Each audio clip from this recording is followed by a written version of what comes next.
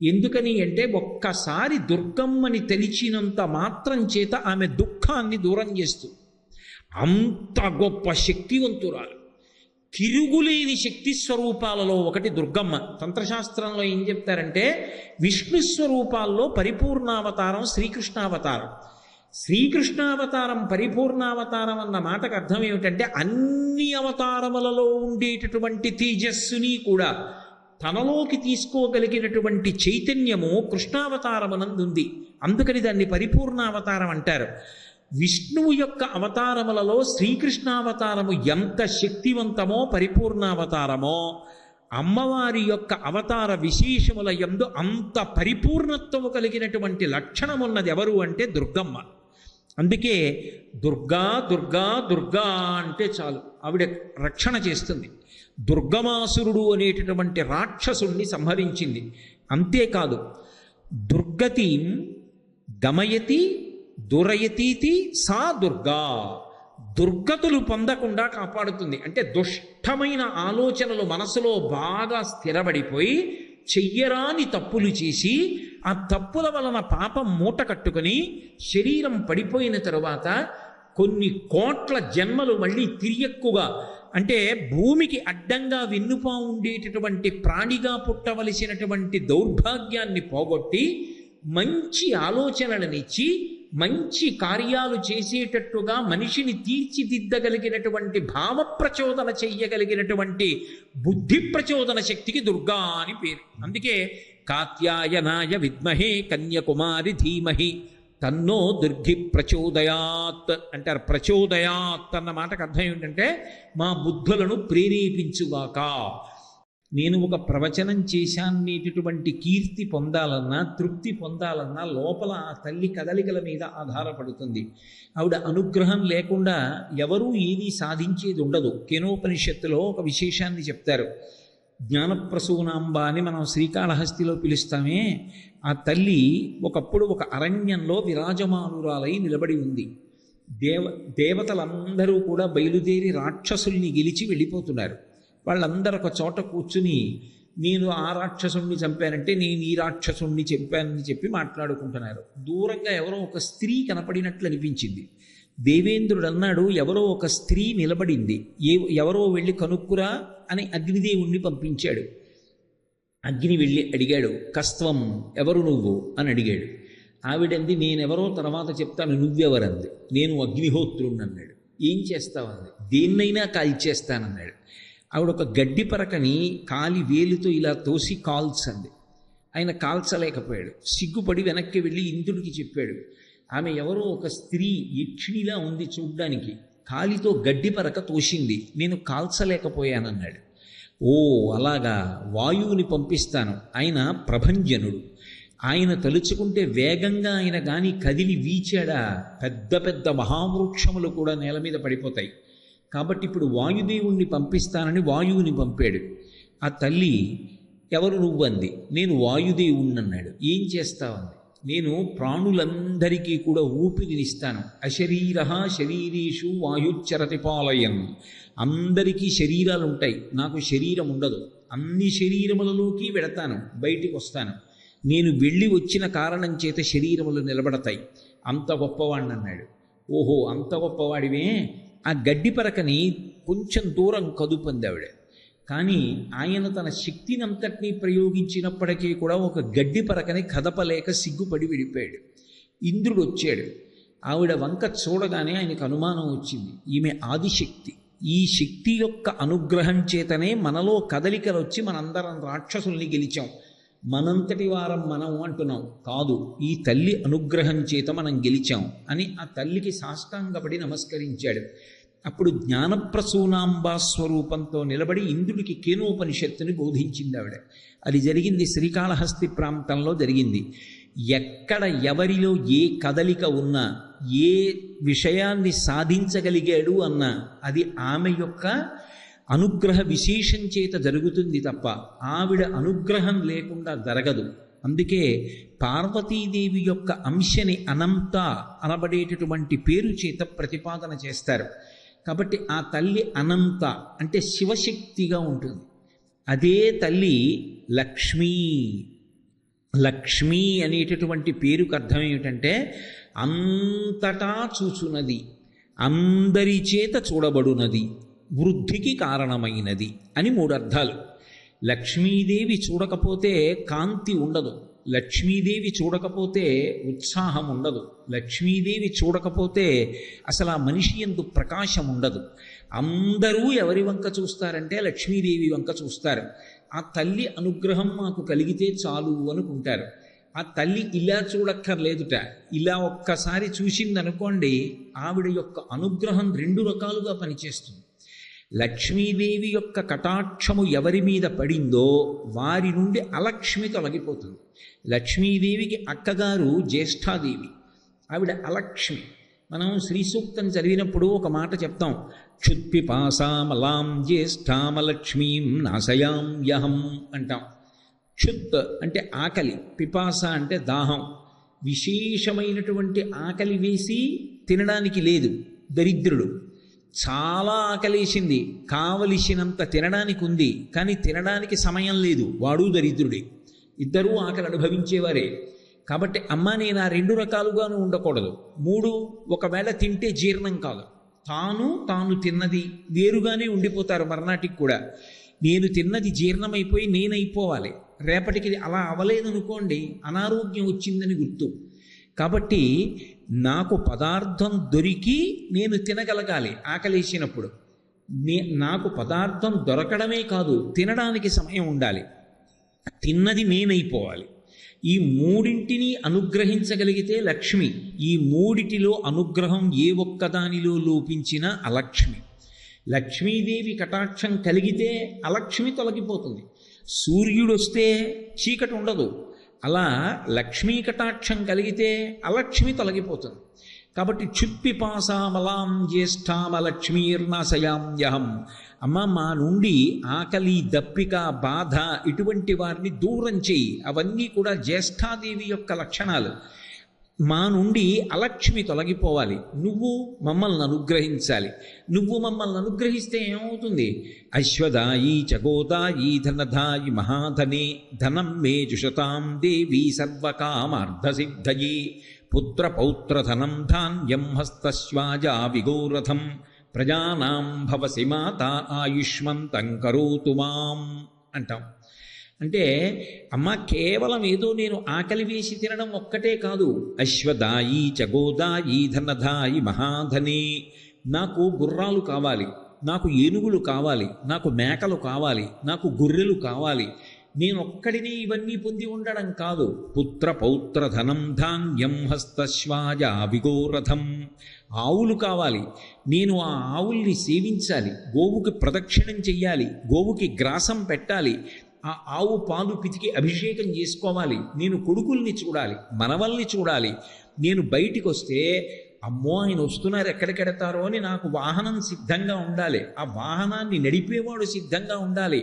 నా పని చెయ్యడం కోసం నాకు అనేక మంది సేవకులు ఎప్పుడూ నిరంతరం నా పని కోసం వేచి చూడాలి.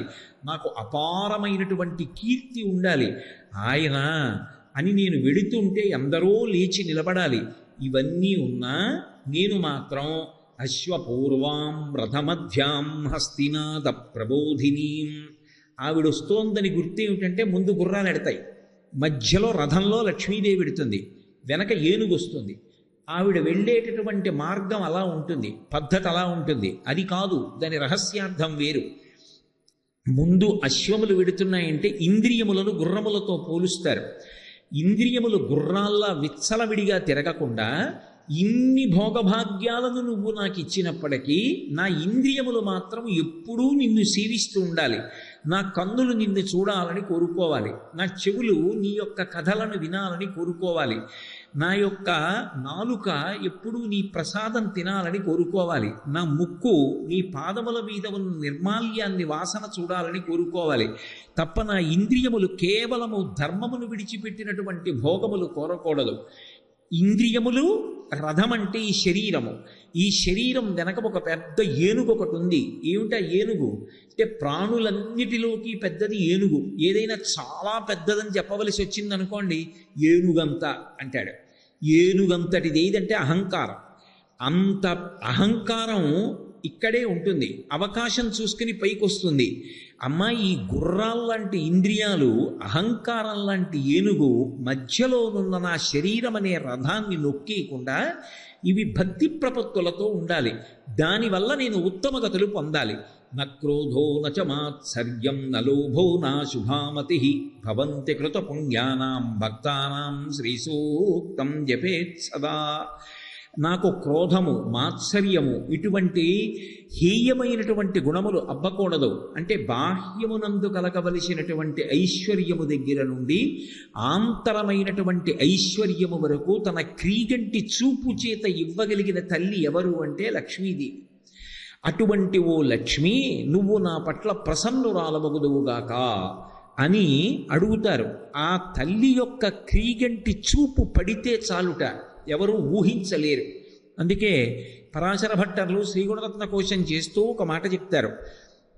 యద్భూభంగాః ప్రమాణం స్థిరచరరచనా తారతమ్యే మురారేః వేదాంతాః తత్వచింతాం మురభిదురసి యత్పాదచిహ్నైత్తరంతి భోగోపోద్ఘాతకేళీచులికిత భగవత్వైశ్వరూప్యానుభావా సనశ్రీః అస్పృణీతాం అమృతలహరిధీలంఘనీయైః అపాంగైః అంటారు. ఆమె యొక్క కుమారుడైనటువంటి బ్రహ్మగారు సృష్టి చేసేటప్పుడు ఒక పుర్రె చేతిలో పట్టుకుని దాని యొక్క లలాటం మీద ఆ ఉత్తర జన్మలో ఆ వ్యక్తి పొందబోయేటటువంటి విశేషాలన్నిటినీ కూడా వ్రాస్తూ ఉంటాడు. ఐశ్వర్యము అని రాసేటప్పుడు తల్లి ఆ లక్ష్మీదేవి వంక ఓసారి ఇలా చూస్తాట. చూస్తే ఆవిడంటుంది, ఈ పుర్రె గత జన్మలో ఏ పేరుతో ఉంది అని అడుగుతుంది.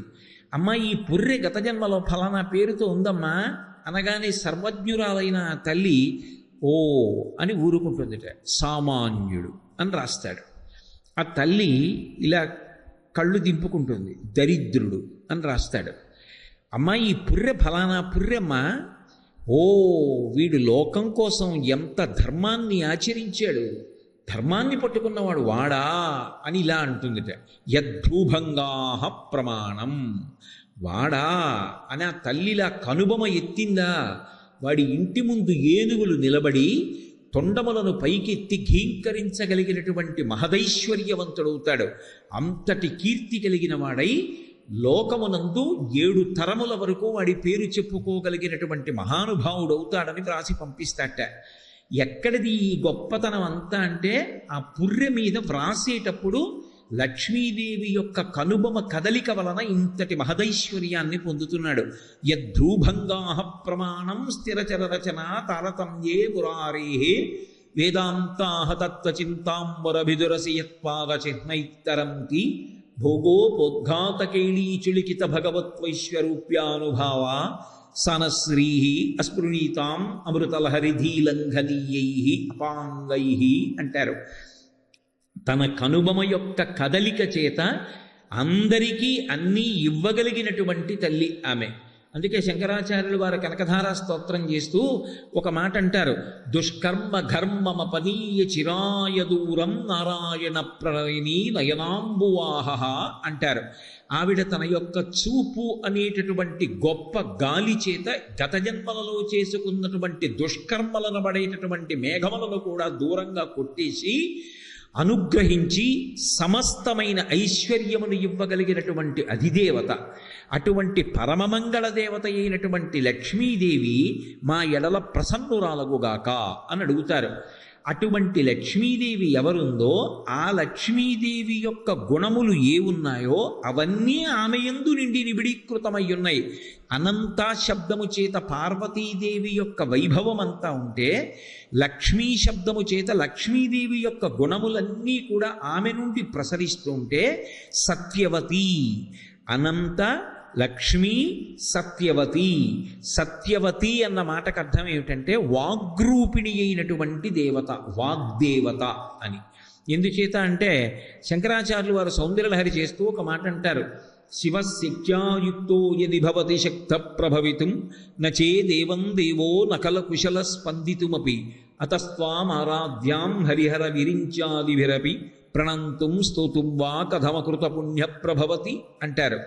ఆ తల్లికి స్తోత్రం చెయ్యాలన్నా, ఒక నమస్కారం చెయ్యాలన్నా అంత తేలిక కాదు. గత జన్మల పుణ్యం ఉంటే తప్ప ఆవిడ నమస్కారం అందుకోదు. కొన్ని కోట్ల జన్మలు జన్మలు జన్మలు జన్మలు ఎత్తి పునరపి జననం పునరపి మరణం పునరపి జననీ జఠరే శయనం దిహ సంసారే బహుదుస్తారే కృపయాపారే పాహిమురారే అని ఎన్నిసార్లో మృత్యుఖేదాన్ని పొంది ఎన్నిసార్లు మళ్ళీ గర్భస్థ నరకాన్ని అనుభవించి బయటికి వచ్చి కొంతకాలం ఉండి మళ్ళీ వెళ్ళిపోతూ ఇలా సంసారం అనేటటువంటి జనన మరణ చక్రమ మధ్య తిరుగుతూనే ఉంటాడు. ఆ పరిభ్రమణం అనేటటువంటిది విపరీతమైన తాపంతో ఉంటుంది. అందుకే శంకరులు శివానందలహరి చేస్తూ అంటారు, గళంతి శంభోత్వచ్చరిత సరిత కిల్బిషరతో దళంతి ధీకుల్యాసరణిషు పతంతి విజయతాం దిశంతి సంసార భ్రమణ పరితాపోపశమనం వసంతి మచ్చేతో హ్రదభివి శివానందలహరి అంటారు. ఆ సంపురిస్తుంది. ఇన్ని చేశానంటున్నానే, నా లోపల ఉన్న పదార్థం అయిపోతే ఇందులో నేను తిన్న పదార్థం పూర్తయిపోయిందో లేదో మళ్ళీ కొత్తగా పదార్థం వెయ్యాలో వెయ్యకూడదో నాకు తెలియదే. లోపల ఆకలి వేస్తే తెలుస్తోంది. ఆకలి పరమేశ్వరుడి యొక్క ఉపకారం. బయట నీళ్లు ఉన్నాయో లేవో చూస్తాను, ఇందులో నీళ్లు ఉన్నాయో అయిపోయాయో నాకు తెలుసా. దాహం రూపంలో పరమాత్మ చెప్తే మళ్ళీ లోపల నీళ్లు పోస్తున్నాను. ఈ తిన్నటువంటి పదార్థంలో ఉన్నటువంటి సారాన్నంతటినీ శక్తిగా మార్చిన శరీరము గ్రహించేటట్టుగా చేసి తెల్లవారేసరికి లోపల మిగిలిపోయినటువంటి పిప్పిని మళ్ళీ బయటికి పంపిస్తున్నవాడు ఎవరు? పరమాత్మ. ఇన్నిటిని వాడు నిర్వహిస్తూ ఉంటే, ఈ భూమిని తిప్పుతున్నది వాడైతే, నక్షత్రములను ప్రకాశింపచేస్తున్నవాడు వాడైతే, ఈ గాలి వీచేటట్టుగా చేసిన వాడు వాడైతే, ఈ భూమి కదిలిపోకుండా నిలబెట్టినవాడు వాడైతే, నా అంత వాడినని నేను అహంకరించడానికి నా దగ్గర ఏముందని అహంకరించను. ఎన్ని గ్రంథాలు ఉన్నాయి, ఒక్కొక్క మహానుభావుడు ఎన్ని గ్రంథాలు రచన చేశాడు. నేను చదువుకున్నది ఎంత, నాకు వచ్చినది ఎంత, ఏమొచ్చని ఇలా గుండెల మీద చెయ్యేసుకుని బోర విరిచి అహంకారంతో తిరగను అని వినయాన్ని పొందుతాడు. నాకు ఇది తెలియదు అన్న మాట తెలియగానే ముందు వచ్చేదేది అంటే వినయం. అందుకే విద్య అన్న మాటకి యథార్థమైన అర్థం ఏమిటంటే నాకు తెలియదని తెలుసుకునుట. విద్య అంటే అన్నీ తెలియుట కాదు, నాకు ఎన్నో తెలియవు అని తెలుసుకునుటకు విద్య అని పేరు. అందుకే విద్యా దదాతి వినయం. విద్య ఏమిస్తుందంటే వినయాన్ని ఇస్తుంది. నాకెన్నో తెలుసు అన్నాడు అనుకోండి, అహంకారంతో తిరుగుతాడు. నాకేం తెలుసు అన్నాడు అనుకోండి, పరమ వినయంతో బ్రతుకుతాడు. నాకేం తెలుసు అనాలంటే పరమేశ్వరుడి యొక్క అనుగ్రహం చేత నాకు ఈ పాటి విభూతి ఉన్నది తప్ప ఆయన అనుగ్రహం లేకపోతే నాకేముంది విభూతి అని అనగలిగిన వాడెవరుంటాడో వాడు ఎప్పుడూ పరమ వినయంతో ఉంటాడు. మీరు స్వామి హనుమని చూడండి, ఆయన జీవితం ఒక గొప్ప ఉదాహరణ. అంతటి సర్వశక్తిమంతుడై కూడా నేను చేస్తున్నానని ఆయన ఎప్పుడు అనరు. ఆఖరికి 100 యోజనముల సముద్రాన్ని దాటి వెళ్ళవలసినటువంటి సందర్భంలో కూడా యథారాఘవ నిర్ముక్త శరశ్వసన విక్రమ గచ్చైతత్వద్గమిష్యామి లంకాం రావణపాలితాం అంటారు. ఈ సముద్రాన్ని నేను దాటి వెళ్ళేటప్పుడు బంగారు కోదండాన్ని చేత్తో పట్టుకున్నటువంటి రామచంద్రమూర్తి బాణాన్ని తీసి వింటినారికి సంధించి ఆకర్ణాంతములాగి విడిచిపెట్టినప్పుడు రామచంద్రమూర్తి యొక్క శక్తి బాణములోకి ప్రసరించి ఆ బాణము ఆయన యొక్క వేగాన్ని పుంజుకుని ఎలా వెడుతుందో అలా రాముని చేత విడువబడిన బాణంలా ఈ 100 యోజనముల సముద్రాన్ని దాటి ఆవలి ఒడ్డుకు వెడతాను తప్ప నా శక్తి వలన ఈ సముద్రాన్ని దాటి వెడుతున్న వాడిని కాను అంటారు. ఎంతటి వినయ సంపన్నత కలిగిన మహానుభావుడు! ఏదో దాటకముందు ఈ మాట అనడం కాదు, దాటి ఆవలి ఒడ్డుకు వెళ్ళిన తరువాత సీతమ్మ అడిగింది, ఇన్ని లక్షల మంది వానరులు సముద్రాన్ని దాటి రాలేక ఆవలి ఒడ్డు నుండిపోయారు, నువ్వు ఒక్కడి వచ్చావు. రేపు నిజంగా రామరావణ యుద్ధం జరిగితే హనుమ ఎంతమంది సముద్రాన్ని దాటి లంకాపట్టణ ప్రవేశం చేసి రామరావణ యుద్ధంలో పాల్గొనగలుగుతారు చెప్పండి. ఆయన అన్నారు, అమ్మా మద్విశిష్టాశ్చ తుల్యాశ్చ సంతి తత్ర వనౌకసః మద్ద ప్రత్యవరః కశ్చిన్నాస్తి సుగ్రీవ సన్నిధౌ అన్నారు. అమ్మా నీకు తెలుసు కదా, లోకంలో ఒక ఆచారం ఉంది. ఎప్పుడైనా మహారాజులు తన భార్య దగ్గరికి దూతని పంపవలసి వస్తే తన దగ్గర ఉన్నటువంటి సేవకుల్లో అందరికన్నా తక్కువ శక్తి కలిగినటువంటి వాడిని మాత్రమే పంపుతారు. అది ఆచారం.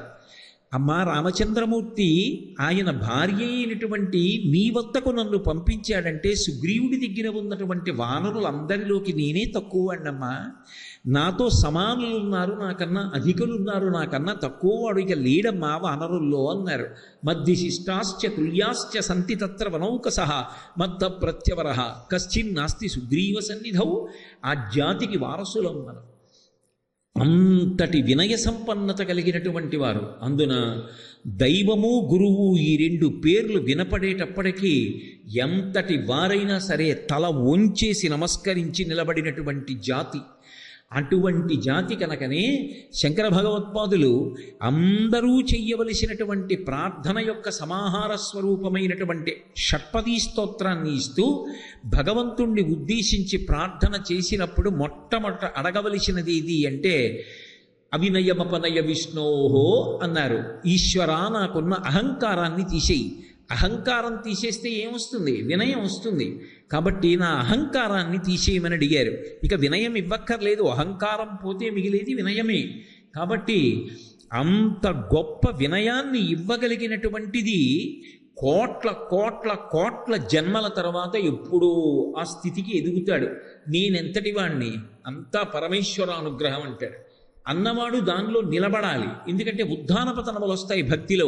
ఒకరోజు ఏదో కలిసి రాలేదనుకోండి, ఇన్ని మాటలు గుడికి వెళ్ళాను, ఇన్ని ప్రదక్షిణాలు చేశాను, ఇన్ని షష్ఠులు చేశాను, ఇన్నిసార్లు దీపం పెట్టాను, ఇన్ని దేవాలయాలకు వెళ్ళాను, ఇన్ని గోప్రదక్షిణాలు చేశాను, ఇన్ని పూజలు చేశాను, నాకు బిడ్డ కలగలేదు, ఎందుకు ఇంకా భగవంతుణ్ణి నమ్మడం అంటాడు.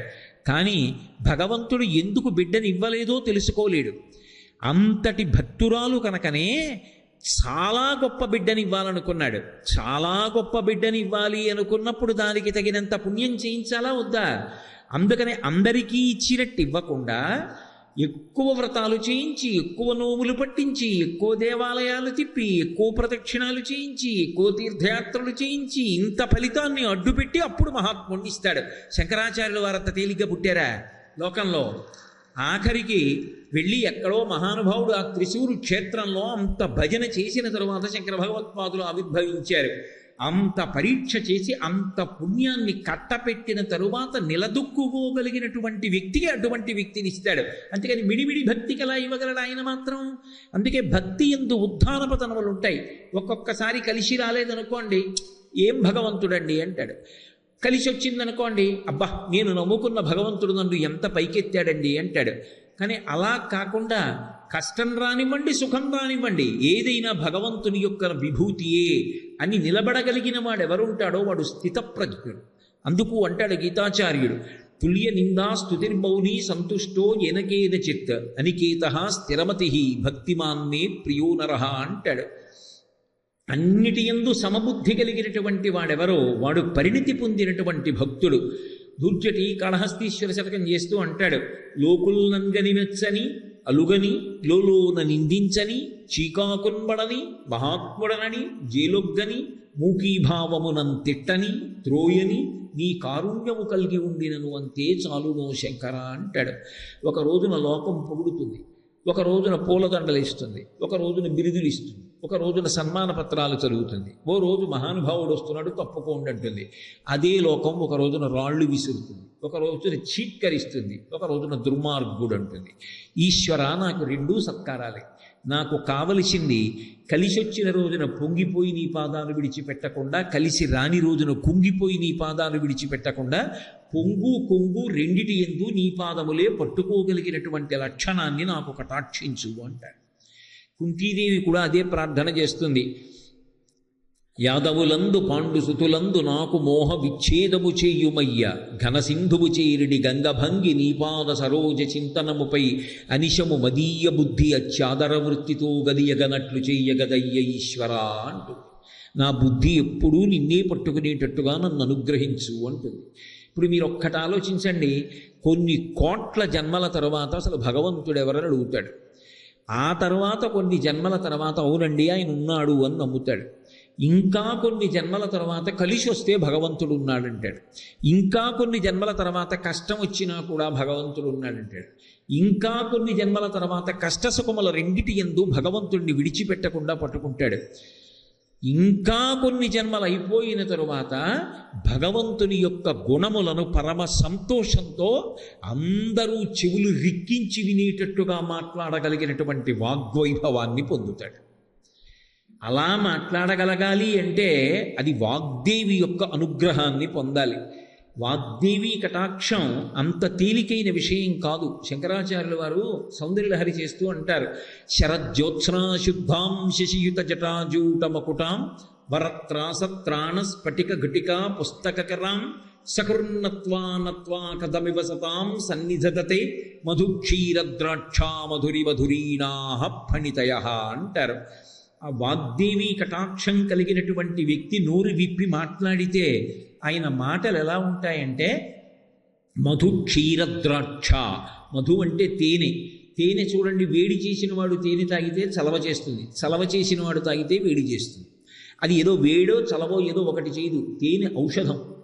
రెండు, తీయగా ఉంటుంది. పసిపిల్లల దగ్గర నుంచి 4 కిలా రాస్తే చప్పరించి తెల్లవారుజామున అమ్మమ్మ తేనె రాయడం అలవాటైపోయిన తరువాత అప్పుడే పుట్టినటువంటి పిల్లవాడు 2 నెలల ఏటి తర్వాత అమ్మమ్మ తాలూక మీద తేనె రాయడం మొదలు పెడితే తెల్లవారేటప్పటికి అమ్మమ్మ ఎప్పుడు వస్తుందా అని ఎదురు చూస్తుంటాడు. ఒకసారి ఇలా వేలుతో నాలుక మీద రాస్తే వాడు బోసి నోటితో చప్పరించి మళ్ళీ మళ్ళీ అమ్మమ్మ వైపు చూసి శరీరాన్ని ఎగరేస్తాడు మంచం మీద పడుకొని, ఇంకా పెట్టు ఇంకా పెట్టు అని.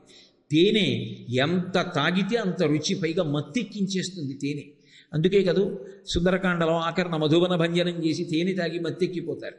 గాయంతికి చిత్ ప్రణమంతికి చిత్ నృత్యంతికి చిత్ ప్రహసంతికి చిత్ పతంతికి చిత్ ప్రణపంతికి చిత్ అని వాల్మీకి మహర్షి వర్ణిస్తారు. అలా ఆ తేనె శరీరమునకు పుష్టినిస్తుంది, తీయగా ఉంటుంది, ఎవ్వరికి బాధ కలిగించదు. పళ్ళు లేనివాడు కూడా మింగచ్చు. పసిపిల్లాడి దగ్గర నుంచి వృద్ధుడి వరకు, రోగిష్టి వరకు అందరూ పుచ్చుకోవచ్చు. క్షీర, పాలు. పాలు జంతు శరీరము నుండి స్రవిస్తాయి. ఇప్పుడే నేను ఆ విషయం స్మరిస్తూ వస్తున్నాను. ఏదో భాగవతంలో పోతన గారు అంటారు, వాసవీన గడ్డి తెలి వాహినులందు జలంబు త్రాగగా ఎవ్వడు నీ చరణంబులు నిర్దళితంబుగ చేసేవాడు తా కీచరుడైన వాణి మణికీలిత భూషణయుక్త బాహులన్ వేచని త్రుంచివైతు విని వీధికి నేగిన నెలదాగినన్ అంటారు. అది వాసవీన గడ్డి తిని ఎవ్వరికీ పనికిరానటువంటి గడ్డి తింటోంది. వాహినులందు జలంబు తాగగా, కల్మషభూయిష్టమైనటువంటి నీళ్లు మనం తాగనివి ఏ ఉన్నాయో అవి తాగుతోంది.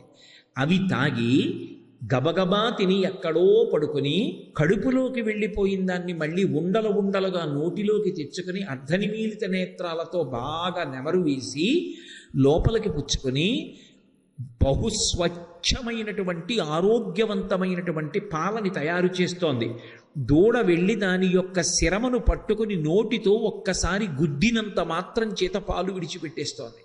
ఆ పాలు జంతు శరీరం నుంచి వచ్చినవైనప్పటికీ కూడా ఆ పాలు బ్రహ్మచారి తాగుతాడు, గృహస్థు తాగుతాడు, వానప్రస్థు తాగుతాడు, సన్యాసి తాగుతాడు, పిల్లవాడు తాగుతాడు, రోగిష్టివాడు తాగుతాడు. పైగా అది తల్లి లాంటిది. తల్లి లేని బిడ్డలకు కూడా ఆవు పాలు ఇస్తారు. అంతటి మహోపకారం చేస్తుంది. ఏదో ఇక్కడ శరీరాన్ని పోషించడం కాదు, ఆ ఆవు పాలు పట్టుకెళ్ళి శివలింగం మీద పోసినా, సత్యనారాయణ స్వామి వారి మీద పోసినా పుణ్యాన్ని పొంది ఊర్ధ్వలోక వాసాన్ని పొందుతున్నాడు.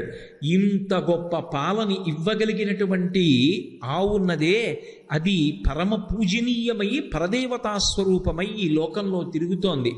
ఆ పాలు ఎంత కమ్మగా, ఎంత శ్రేష్టంగా సమీకృత ఆహారమై శరీరమును పోషణ చేస్తాయో.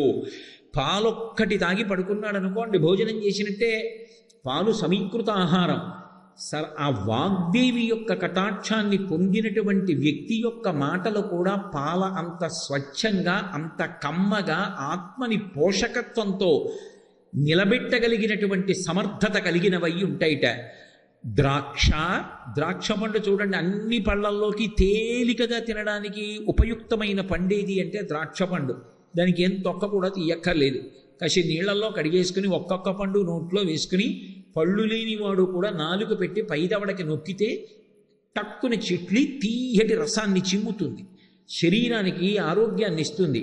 అందులో ఉన్నటువంటి పిప్పి కూడా బయటికి వదిలిపెట్టక్కర్లేదు, అది కూడా సారభూయిష్టమై శరీరాన్ని కాపాడుతుంది. ద్రాక్షరసం ఎలా ఉంటుందో, పాలు ఎలా ఉంటాయో, తేనె ఎలా ఉంటుందో, అలా ఆ విన్న మాటల వలన అందరూ కూడా పరిపుష్టిని పొంది ఉన్నతమైనటువంటి సంస్కారమును పొంది మరింత వృద్ధిని పొందడానికి వీలైనటువంటి రీతిలో అత్యంత సారవంతమైన మాటలు ఎవరి నోటి వెంట ఎప్పుడూ వస్తూ ఉంటాయో, అది కూడా ఎలా?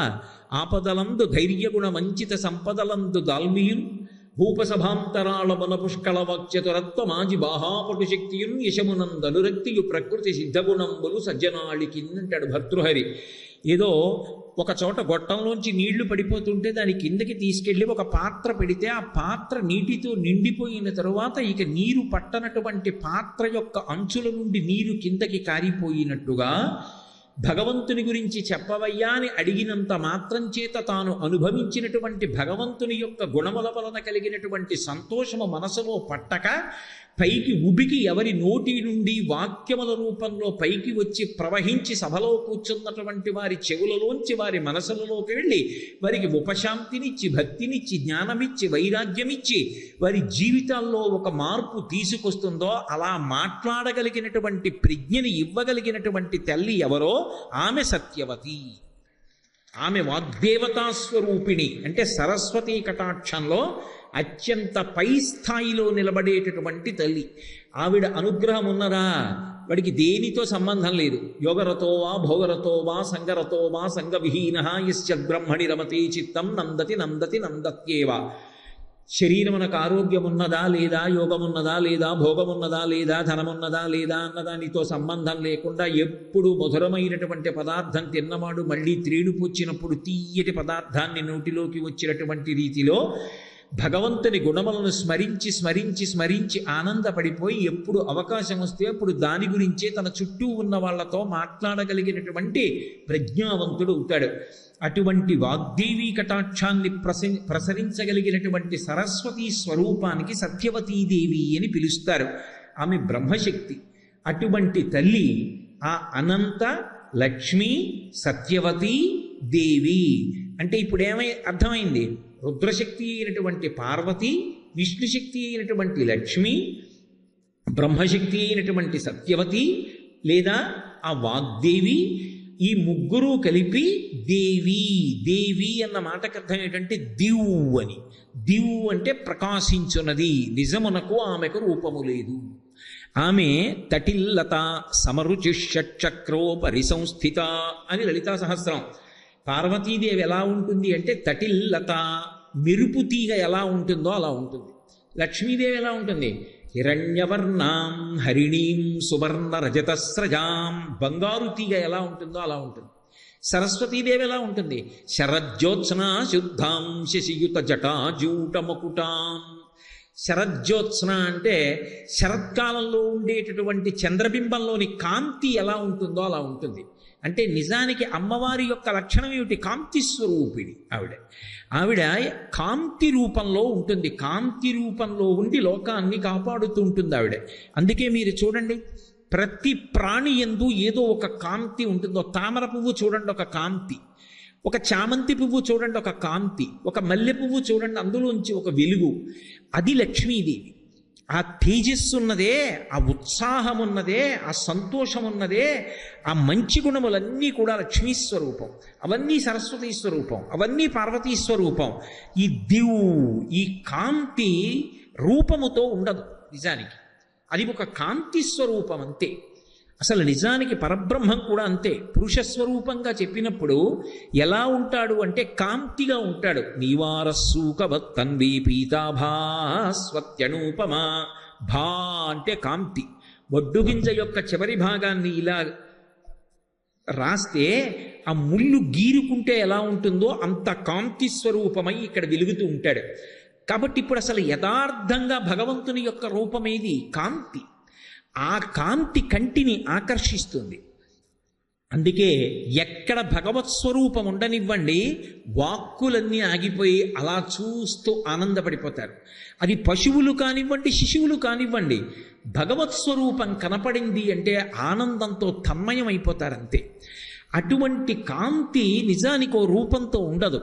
కానీ ఆ పార్వతీదేవి, ఆ లక్ష్మీదేవి, ఆ సరస్వతీదేవి ముగ్గురూ కలిసి ఒక్క రూపాన్ని పొంది ఒక్క రూపంగా వచ్చి నిలబడితే ఆ రూపమే అదిగో అక్కడ సత్యనారాయణ స్వామి వారి యొక్క ఎడమ చేతివేపు నిలబడినటువంటి తల్లి.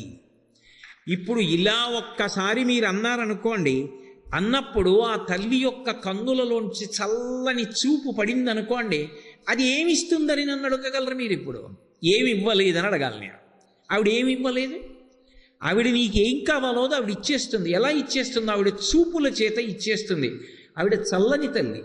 ఆవిడంతా భగవంతుడు కానివ్వండి, పురుషుడుగా చెప్పండి, స్త్రీగా చెప్పండి, నిజానికి వాళ్ళు దేనితో పరిపాలన చేస్తారు అంటే చూపుల చేత చేస్తారు.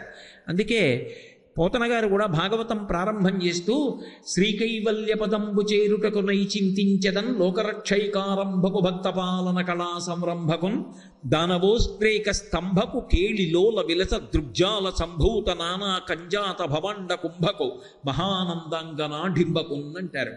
కేవలము తన చూపుల చేత కొన్ని కోట్ల బ్రహ్మాండములను సృష్టించి నడిపి లయం చెయ్యగలిగినటువంటి ఆ పరబ్రహ్మస్వరూపానికి శ్రీకైవల్య పదం చేరుకోవడానికి నమస్కరిస్తున్నానంటారు.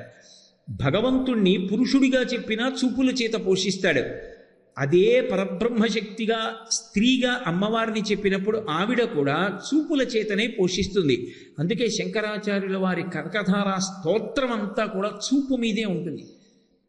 వందే వందారు మందారమిందిరానంద కందలం అమందానంద సందోహం మందిరం సుందరం ఇందిరం సుందరాననం అంగం హరేహ పులకభూషణమశ్రయంతి భృంగంగనేవ ముకుళాభరణంతమాలం అంగీకృతాఖిల విభూతిరపాంగలీలా మాంగల్యదస్తు మమ మంగళదేవతాయాః ముగ్ధా ముహుర్విదదతి వదనే మురారేః ప్రేమత్రపా ప్రణిహితాని గతాగతాని మాలాదృశోర్మధుకరీవ మహోత్పలేయ సామే శ్రియం దిశతు సాగర సంభవాయాః ముగ్ధాం. ఏది చెప్పండి అదే చెప్తారు. అన్నీ కలిసిపోయినటువంటి ఆ తల్లి యొక్క తత్వాన్ని అందరూ అందులోనే ఉన్నారు అని ప్రతిపాదిస్తారు. అందుకే గీర్దేవతేతి గరుడధ్వజ సుందరీతి శాకంబరీతి శిశేఖరవల్లభేతి సృష్టి స్థితి ప్రళయకైళిష సంస్థితాయై తస్మై నమస్త్రిభువనైక గురోస్తరుణ్యై. సృష్టికర్త శక్తి అయినా ఆవిడే, స్థితికర్త శక్తి అయినా ఆవిడే, లయకర్త అయినటువంటి పరమశివుని యొక్క శక్తి అయినా ఆవిడే. ఆ ముగురమ్మల మూలపుటమ్మ, అమ్మల గన్నయమ్మ ముగురమ్మల మూలపుటమ్మ చాలా పెద్దమ్మ సురారులమ్మ కడుపారడి బుచ్చిన యమ్మ తన్నులు నమ్మిన వెల్పుటమ్మల మనంబున ఉండెడి యమ్మ దుర్గమాయమ్మ కృపాబ్ధినిచ్యుత మహత్వ కవిత్వ పటుత్వ సంపదల్లంటారు పోతన గారు. ఆ ముగురమ్మలు కలిసిపోయినటువంటి పెద్దమ్మ యొక్క స్వరూపంగా ఒక చోట కాంతి పుంజము ఘనీభవిస్తే అది అదిగో అమ్మవారి రూపంగా నిలబడింది. నాకు తెలిసినంత వరకు యావత్ భారతదేశంలో అటువంటి అమ్మవారి స్వరూపం లేదు. అది ఒక్క అన్నవర క్షేత్రానికే దక్కింది ఆ వైభోగం. అందుకే అనంత లక్ష్మీ సత్యవతి దేవి. దేవి అంటే దివ్ ప్రకాశము గనీభవించినది, క్రీడించున్నది అని ఒక అర్థం. ఆవిడ అనుగ్రహం కలిగిందా? తెర తీసేసి పరబ్రహ్మాన్ని చూపిస్తుంది. ఆవిడ అనుగ్రహం కలగలేదా? ఇంద్రియ లౌల్యం కల్పిస్తుంది.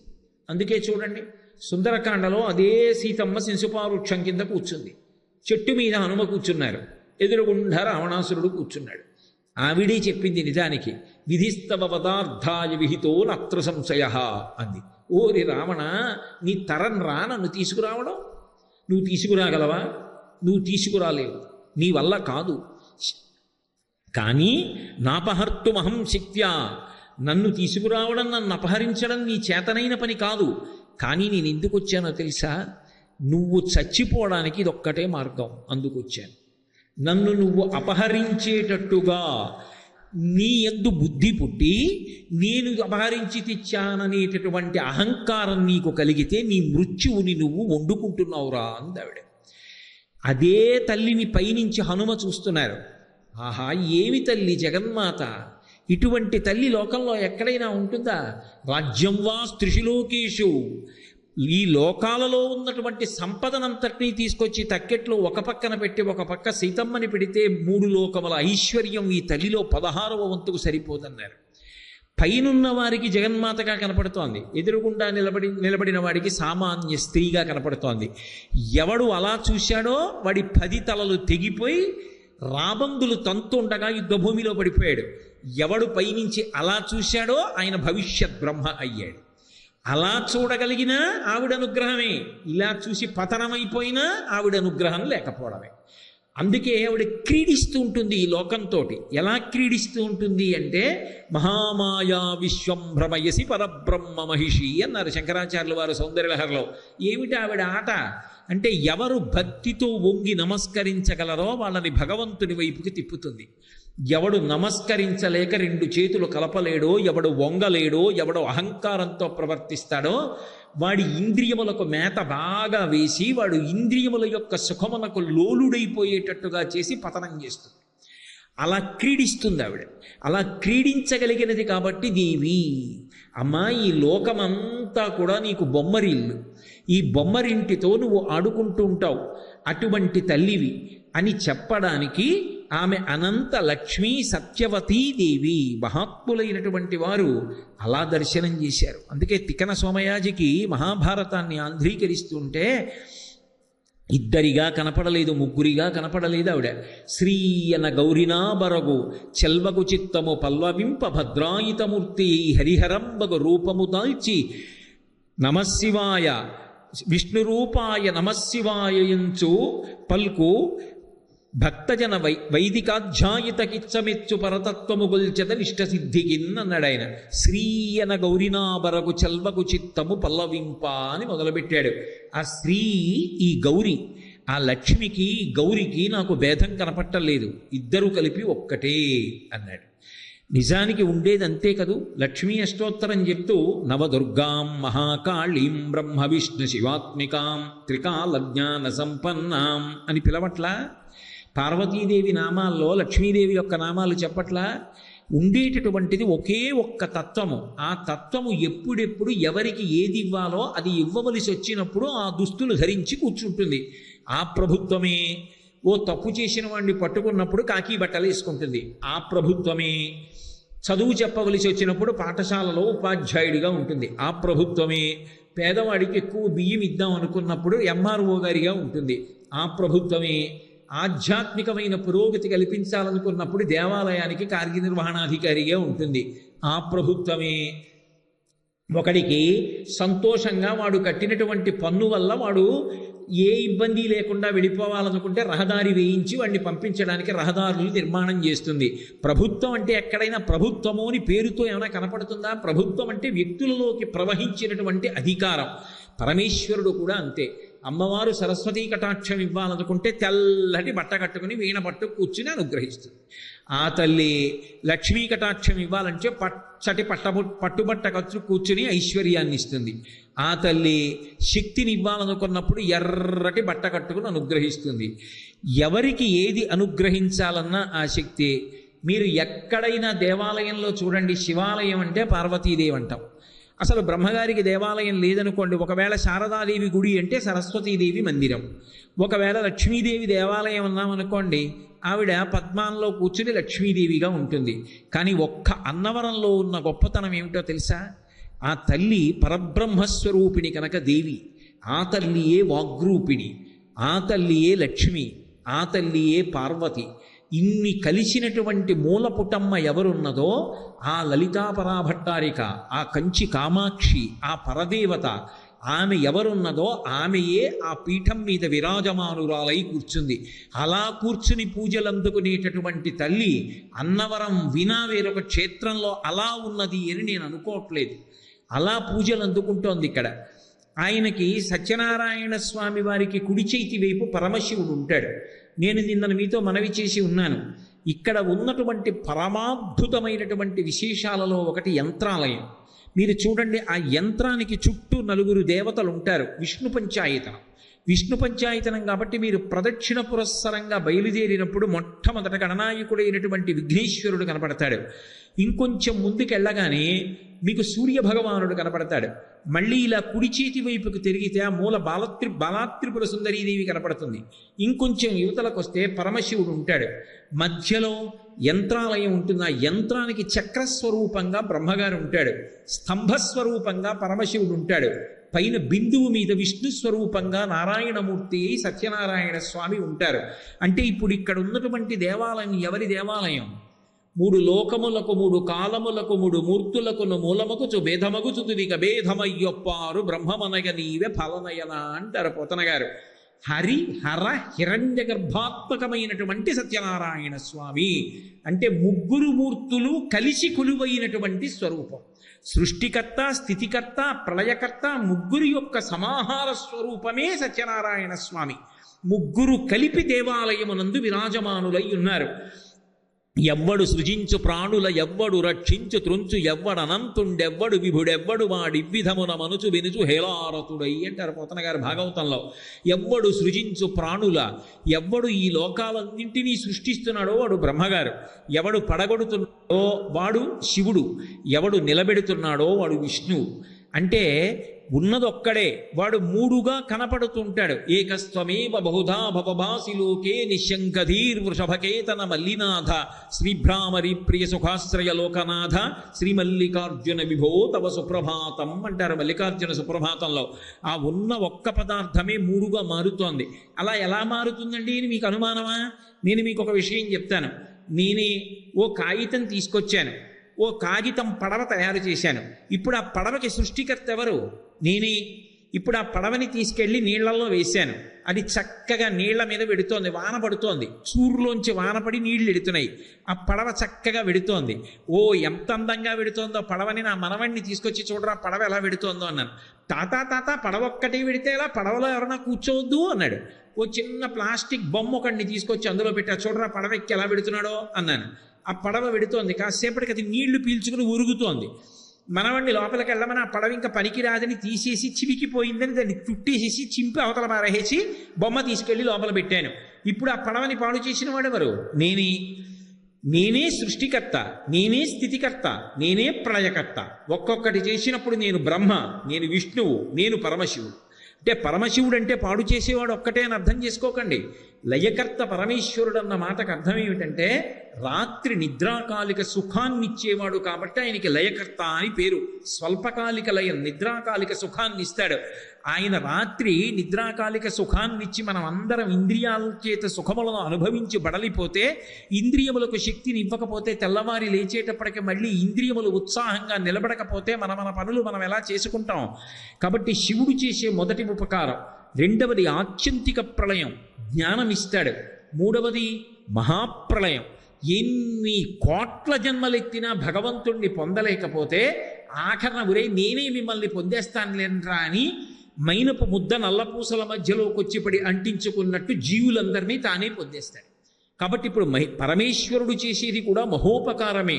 అసలు మీకు తత్వంలో ఒక విషయాన్ని పరిశీలనం చేస్తే సృష్టికర్త అని చెప్పబడినటువంటి బ్రహ్మగారు ఎవరుంటాడో ఆయన స్థితికర్త కూడా. తపస్సు చేసిన వాళ్ళందరికీ వరాలు ఎవరిస్తారు? బ్రహ్మగారు ఇస్తారు. అప్పుడు బ్రహ్మగారు ఎవరు? స్థితికర్త. బ్రహ్మగారికి ఒక్కొక్కసారి ఆగ్రహం వస్తూ ఉంటుంది. బ్రహ్మగారికి ఆగ్రహం వస్తే శపిస్తూ ఉంటాడు, అప్పుడు లయకర్త. అలాగే శ్రీ మహావిష్ణువు ఉన్నారు, ఆయన కేవలం తన సంకల్పము చేత లోకములను సృజిస్తాడు, అప్పుడు సృష్టికర్త.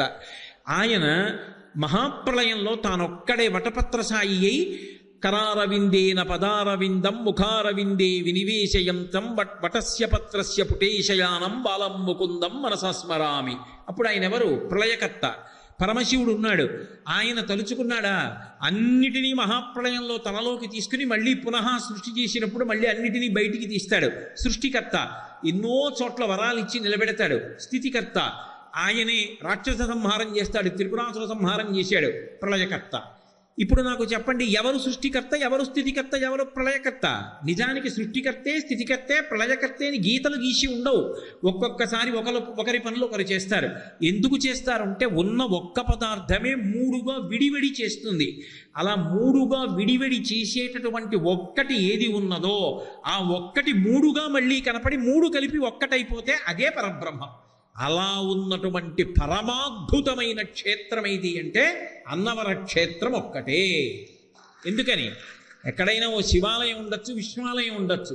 అన్నవరంలో చక్రాకృతిలో బ్రహ్మగారు ఉన్నాడు, పైన స్తంభాకృతిలో పరమశివుడు ఉన్నాడు, పైన ఉన్నటువంటి బిందువు మీద శ్రీమన్నారాయణ స్వరూపంగా సత్యనారాయణ స్వామి ఉన్నారు.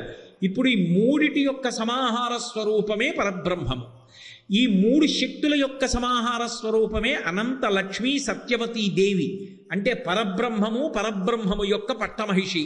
వీళ్ళిద్దరూ కూడా రూపములతో విరాజమానులయ్యారు. ఇలా ఎక్కడైనా ఎప్పుడైనా కనపడి ఉన్నటువంటి క్షేత్రం ఉన్నదా? మన అదృష్టం. మనం తెల్లవారి లేస్తే 1 గంట ప్రయాణం చేస్తే వచ్చి దర్శనం చేసుకోగలిగినంత దగ్గరగా పుట్టగలగడం మనం చేసుకున్నటువంటి అదృష్ట విశేషం. అంత అద్భుతమైనటువంటి దేవాలయం. అందుకే తిక్కన గారికి మహాభారతం ఆంధ్రీకరించేటప్పుడు ఏదో శివుడుగా విష్ణువుగా దర్శనమివ్వలేదు. శివుడు విష్ణువు కలిపి దర్శనమిచ్చారు. కరుణారసము పొంగి దొరపెడు చట్పున శశిరేకామృతంబు జాలుబార హరినీల పత్రిక సొరభిచందనమున్న గతినాభిధవళ పంకజము మెరయ గురియైన చలమున రోకలక్షణమనంగగళమున ఛాయదోప ప్రథమాద్రినేతించు భానుబింబమునాన వరమున కౌస్తుభ రత్నమప్ప సురనదియును కాళిందియును బెరసినట్టి కాంతి పూరమ్ము శోభిల్లు శాంతమూర్తి నా మనము ఆనందమగ్నముగా చేసి ఎలమి సన్నిధి చేసి సర్వేశ్వరుండు అని చెప్పుకున్నాడు తిక్కన గారు. ఆయన కాదు తిన్నగా చూసింది. ముందు వాళ్ళ తండ్రి గారు వచ్చి, ఓయ్ తిక్కన చూడబోయ్ హరిహరమూర్తి వస్తున్నారన్నారు. ఆయన నిద్రపోతున్నట్టుగా ఉంది మగతగా. ఇలా కళ్ళు విప్పి చూశారు. పైన చూస్తే చంద్రరేఖ ఉంది. చంద్రరేఖలోంచి అమృతం జాలువారుతోంది. కంఠంలో చూస్తే తెల్లటి కంఠానికి మచ్చ ఉండి గరళపానం చేసినటువంటి పరమశివుడు. పైన చంద్రరేఖని బట్టి శంకరుడు, కంఠాన్ని బట్టి శంకరుడు. నాభి దగ్గర చూస్తే ఓ తామర పువ్వు పుట్టి అందులోంచి బ్రహ్మగారు ఆడుకుంటున్నాడు, శ్రీ మహావిష్ణువు. వక్షస్థలంలో చూస్తే కౌస్తుభరత్నం ఉంది, విష్ణువు. తెల్లటి గంగానది, నల్లటి యమునా నది రెండూ కలిసి వచ్చి సంగమిస్తే ఎలా ఉంటుందో అలా తెల్లని శివుడు, నల్లటి విష్ణువు కలిసి హరిహరాద్వైతమూర్తిగా నాకు దర్శనమిచ్చారని తిక్కన గారు రాసుకున్నారు. అదృష్టం తిక్కన గారు ఒక్కరే అటువంటి అద్భుతమైనటువంటి దర్శనాన్ని పొంది మనకు మహాభారతాన్ని ఇచ్చారు. కానీ మనకి అన్నవర క్షేత్రంలో బ్రహ్మగారు, స్థితికర్త, ప్రళయకర్త ముగ్గురూ కలిసినటువంటి సమాహారమైనటువంటి పరబ్రహ్మస్వరూపము ఇక్కడే అంతరాలయంలో చక్రాలయంగా ఆ స్తంభరూపంగా బిందువు మీద ఉన్నటువంటి నారాయణమూర్తిగా ముగ్గురి శక్తుల యొక్క సమాహార స్వరూపమైనటువంటి అనంత లక్ష్మీ సత్యవతి దేవి స్వరూపంగా మనకి దర్శనమిస్తోంది. పైగా విష్ణు పంచాయతనం. ఒక్కసారి ఈ దేవాలయంలోకి వెళ్ళినటువంటి వారు కింద ఉన్నటువంటి ఆ చక్రాలయంలోకి ప్రవేశిస్తే విష్ణు పంచాయతనాన్నంతటినీ కూడా దర్శనం చేసి పైకెక్కి స్వామివారి యొక్క దర్శనాన్ని పొందొచ్చు. అంత పరమాద్భుతమైనటువంటి క్షేత్రం ఏదైనా ఉంది అంటే అన్నవర క్షేత్రం ఒక్కటే. పోనీ అదేమైనా ఎవరైనా చెక్కారా? అలా ఏమైనా ఊహ చేసి తీసుకొచ్చారా? కాదు, స్వయంభూమూర్తి. పోనీ అలాగని తనంత తాను ప్రతిష్ఠ అయ్యాడా? అదొక పరమాద్భుతం. మళ్ళీ ఎంత అదృష్టం చేసుకున్నారో నిజంగా ఆ వంశం. మహానుభావుడు ఆ ఇనుగంటి వెంకట రామనారాయణన్ దొరగారికి, ఈరంకి ప్రకాశరావు శర్మ గారికి ఏకకాలమనందు స్వప్నమనందు దర్శనమిచ్చి, నేను ఇక్కడే అంకోల వృక్షం కింద ఉన్నాను, నన్ను తీసుకెళ్ళి ప్రతిష్ఠ చేయమన్నారు. అంకోల వృక్షం కూడా అంతే, పరబ్రహ్మమునకు ప్రతీక. అంకుడు అన్న మాటలోనే ముగ్గురు అమ్మవారు కలిసి ఉంటారు. అటువంటి చెట్టు కింద తాను దొరికారు. అంటే ముగ్గురు మూర్తుల యొక్క సమాహార స్వరూపం. మీరు చూడండి, ఉమానాథుడు, మానాథుడు అని ఒక పేరు. ఉమానాథుడు అంటే శంకరుడు. తీసేశారనుకోండి మానాథుడు. మానాథుడు అంటే మా అంటే లక్ష్మి, లక్ష్మి యొక్క భర్త శ్రీ మహావిష్ణువు. ఇప్పుడు ఉమానాథుడంటే శంకరుడు, మానాథుడంటే విష్ణువు. ఉమానాథుడైతే బిల్వదళం, మానాథుడైతే తులసీదళం, అంతే తేడా. తప్పించి అంతకు మించి అక్కడ ఏ విధమైనటువంటి భేదము ఉండదు. ఉన్నది ఒక్క పరబ్రహ్మస్వరూపమే. అన్నవరం సత్యనారాయణ స్వామి వారి యొక్క పూజలో విశేషం ఏమిటంటే మారేడు దళము వాడతారు, తులసి దళము వాడతారు, రెండూ వాడతారు. నామాలు చెప్పేటప్పుడు మీరు పరిశీలించండి. శంకరాయ నమః అనొక నామం, 108 సత్యనారాయణ స్వామి వారి నామాలలో శంకరాయ నమః అని ఒక నామం ఉంది. అలాగే గజాసుర సంహారం చేసినవాడా అని ఒక నామం ఉంది. గజాసుర సంహారం చేసినవాడు శంకరుడు. అలాగే విష్ణునామాలు ఉన్నాయి. శివకేశవ భేదం లేకుండా ఉన్నది ఆ పరబ్రహ్మమే శివుడుగా, విష్ణువుగా, బ్రహ్మగా కూడా ప్రకాశిస్తోందనేటటువంటి అష్టోత్తర శతనామావళి కలిగినటువంటి ఏకైక దేవాలయం. తులసీ దళాలతోటి, మారేడు దళాలతోటి రెండిటితోటి కూడా పూజింపబడేటటువంటి ఏకైక దేవాలయం. ఉన్నది పరమాద్భుతమైనటువంటి క్షేత్రం అన్నవరం శ్రీ వీరవెంకట సత్యనారాయణ స్వామి వారి యొక్క దేవస్థానం. అంత గొప్ప దేవాలయంలో చాలా చాలా విశేషం ఏమిటి అంటే ఒక్కొక్క దేవాలయానికి ఒక్కొక్క విశేషం ఉంటుంది. అది ప్రాచుర్యంలో ఉంటుంది. మిగిలినవి లేవని కాదు, కానీ ఉన్నా అది ప్రాచుర్యంలో ఉంటుంది. అది ఒక్కొక్క దేవాలయ వైభవం అలా ఉంటుంది. మీకు నేను ఒక ఉదాహరణ చూపించాలంటే వైకోం అనొక క్షేత్రం. ఆ వైకోం అనేటటువంటి క్షేత్రంలో మహాదేవుడికి అంటే పరమశివుడికి విందులు చేస్తారు. అదక్కడ ఆచారం. మహాదేవుడు ప్రసన్నుడు అవ్వాలనుకున్నారనుకోండి, అనేకమైనటువంటి మధుర పదార్థాలుండి అక్కడికి వెళ్ళి వచ్చినటువంటి భక్తులందరికీ కూడా విందు చేస్తారు. వైకోంలో విందు చేస్తే పరమేశ్వరుడు సంతోషిస్తాడు. రామేశ్వరం వెడితే కాశీ నుండి తీసుకొచ్చినటువంటి గంగతో అభిషేకం చేస్తారు. కాశీ వెడితే రామేశ్వరం నుంచి తీసుకొచ్చినటువంటి ఇసుక గంగానదిలో కలుపుతారు. అలాగే గురువాయూరు వెడితే నారాయణీయం పారాయణ చేస్తారు. పళని క్షేత్రానికి వెడితే కావడి పట్టుకుంటారు. అలాగే త్రిపట్రియార్ అని చెప్పి ఒక క్షేత్రం ఉంది. ఆ క్షేత్రానికి వెడితే తుపాకీలో మందుగుండు కూరి ఇస్తారు. ఓసారి తుపాకీ పేల్చాలి. నేను కూడా వెళ్ళాను క్షేత్రానికి. నేను వెళ్ళేటప్పటికి దేవాలయం తలుపులు మూసుంటే ఓ గంట కూర్చుని తర్వాత తుపాకీలో మందుగుండు కూరి ఇచ్చాక ఓసారి పెద్ద చప్పుడు వస్తుంది, టాప్ అని. ఆ తుపాకీ పేల్చాలి. తుపాకీ పేలిస్తే లోపల ఉన్నటువంటి స్వామి ప్రీతి చెందుతాడు. త్రిపట్రియార్ క్షేత్రానికి అది ప్రఖ్యాతి. అలాగే త్రిశూర్ అని ఒక క్షేత్రం ఉంది. గురువాయూరు క్షేత్రానికి వెళ్లే ముందే వస్తుంది రైల్వే స్టేషను. ఆ త్రిశూరు క్షేత్రంలో శివలింగం ఉంటుంది. కొన్ని వందల సంవత్సరాల క్రితం అభిషేకం చేసినటువంటి ఆవు నెయ్యి శివలింగం మీద పేరుకుపోయి ఉంటుంది. అది ఇవాల్టిది కాదు, 800-900 సంవత్సరాల క్రితం అభిషేకం చేసిన ఆవు నెయ్యి. విచిత్రం ఏమిటంటే అది వేడెక్కదు, కరగదు. ఒక్క చీమ కానీ ఈగ కానీ అంతరాలయంలో ఉన్నటువంటి అంత పెద్ద నీతి ముద్ద మీద వాలదు. కానీ మనం తీసుకెళ్ళి నెయ్యి అభిషేకం చేయడానికి ఒప్పుకోరు. అక్కడ అర్చకత్వం చెయ్యాలి అంటే సంవత్సరంలో 6 నెలలు. అర్చకుడు అర్చకత్వం చేయడానికి దేవాలయంలో ప్రవేశిస్తుంటే చక్రవర్తి సింహాసనం మీదకి వస్తున్నప్పుడు మేళతాళాలతో ఎలా వస్తాడో అలా తీసుకొస్తారు. దేవాలయంలోనే ఉండిపోవాలి. 6 నెలలు ఉండిపోయి అర్చన చేస్తారు. ఆయన చేత్తో చేస్తాడు అభిషేకం. మనం డబ్బు కడితే వాళ్లే పట్టుకెళ్ళి ఇస్తారు. ఆయన చేత్తో చేస్తాడు. ఇలా చేస్తుండగానే గడ్డగట్టేస్తుంది. ఈగ కాని చీమ కాని వాలదు. ఇప్పటికీ ఆయుర్వేద వైద్యులు ఏదైనా ఔషధం తయారు చేయాలి అంటే పరమ ప్రాచీనమైన ఆవు నెయ్యి కావాలి అంటే త్రిశూరు క్షేత్రానికి వెళ్ళి తెచ్చుకుంటారు. అదే నెయ్యి ఆకు దున్నెలో ఇంత ముద్ద వేసి మనకి ప్రసాదం ఇస్తారు. ఇలా చేతిలో పట్టుకోగానే కరిగిపోతుంది. త్రిశూరు క్షేత్రంలో ఆవు నెయ్యి అభిషేకం ఒక ప్రత్యేకత. తిరుమల వెంకటేశ్వర స్వామి వారి విషయంలో హుండీ ప్రత్యేకత. ఆపదముక్కుల వాడని ఎవరైనా సరే ఆ స్వామిని ఒక్కసారి ఎక్కడ ఉండి తలుచుకోండి, కాపాడతాడు. ఆపదముక్కుల వాడని పట్టుకెళ్ళి హుండీలో వేస్తూ ఉంటారు. ఒక్కొక్క క్షేత్రంలో ఒక్కొక్కటి ప్రఖ్యాతి వహిస్తూ ఉంటుంది. అంత మాత్రం చేత మిగిలినవి ప్రఖ్యాతి లేనివని నిర్ధారించకూడదు, కానీ ఒక్కొక్కటి ప్రఖ్యాతిగా ఉంటుంది. అన్నవర క్షేత్రానికి ఎన్నో ప్రత్యేకతలు ఉన్నాయి. అందులో ఒక ప్రధానమైనటువంటి ప్రత్యేకత స్వామివారి వ్రతం. సత్యనారాయణ స్వామివారి వ్రతం అంటే అంత ప్రఖ్యాతి వహించింది. కొంగు బంగారం. కొత్తగా పెళ్లి చేసుకోనివ్వండి, ఆ కొంగుముడితోటే దేవాలయానికి వచ్చేసి వ్రతం చేసుకుని ఇంటికి వెళ్ళిపోతారు. ఎక్కడైనా గృహప్రవేశం చేయనివ్వండి, సత్యనారాయణ వ్రతం. ఉద్యోగం వచ్చింది, సత్యనారాయణ వ్రతం. ఏదో ఓ వాహనం కొనుక్కున్నాడు, సత్యనారాయణ వ్రతం. ఏదో మనసు చీకాకుగా ఉంటుంది, కలిసి రావట్లేదు, సత్యనారాయణ వ్రతం. కలిసి వచ్చింది, సత్యనారాయణ వ్రతం. బాధగా ఉంది, సత్యనారాయణ వ్రతం. సంతోషంగా ఉంది, సత్యనారాయణ వ్రతం. దేనికైనా ఔషధం సత్యనారాయణ వ్రతం. అంత ప్రఖ్యాతి పొందింది. ఏ కారణం లేకుండా ఎలా ప్రఖ్యాతి పొందుతుంది? అసలు ఈ క్షేత్ర వైభవం అటువంటిది. అందుకే ఆ వ్రతం గురించి నేను ప్రస్తావన చేస్తాను మీతోటి.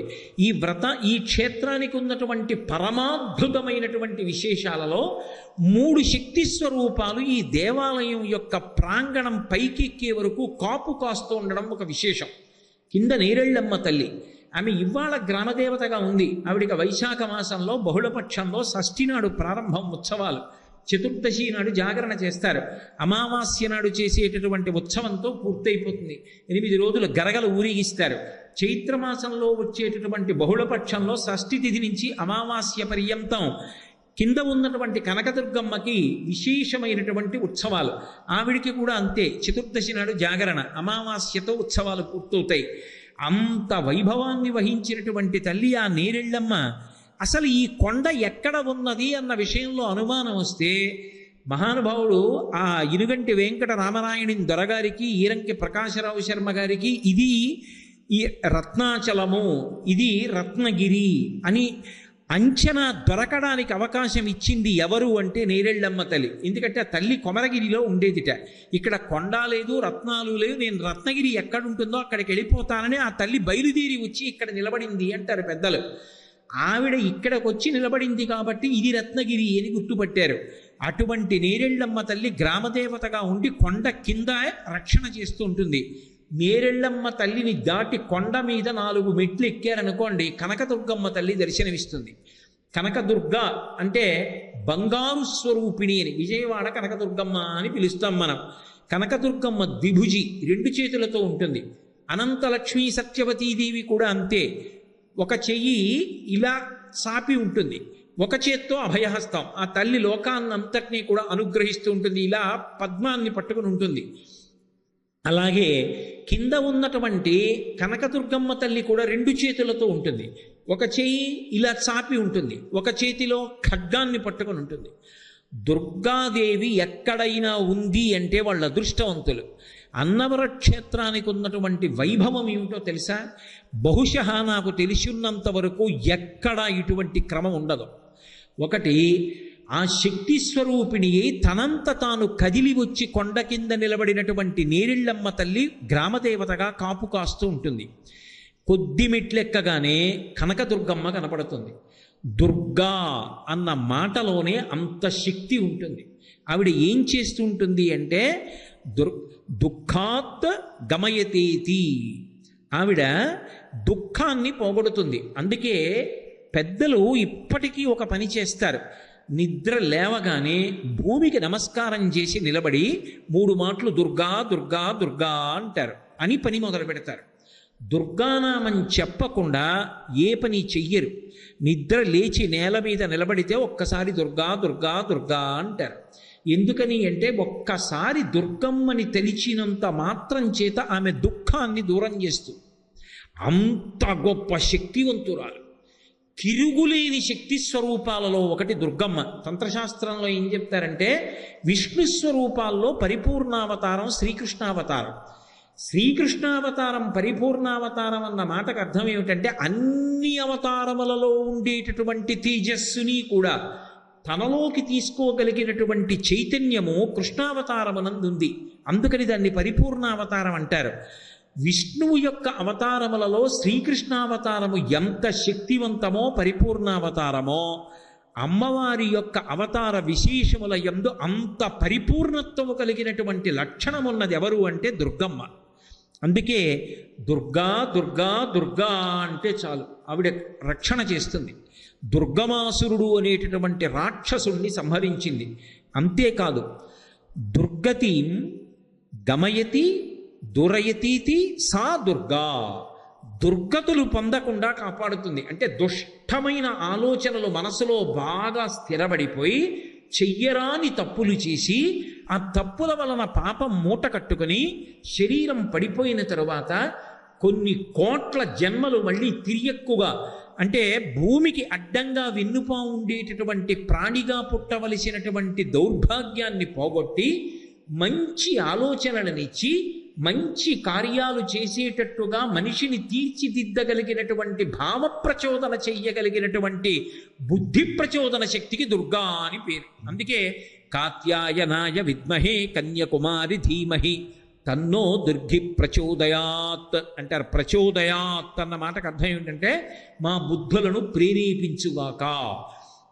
ఆమె మన బుద్ధుల్ని ప్రేరేపిస్తుంది. దేని వైపు?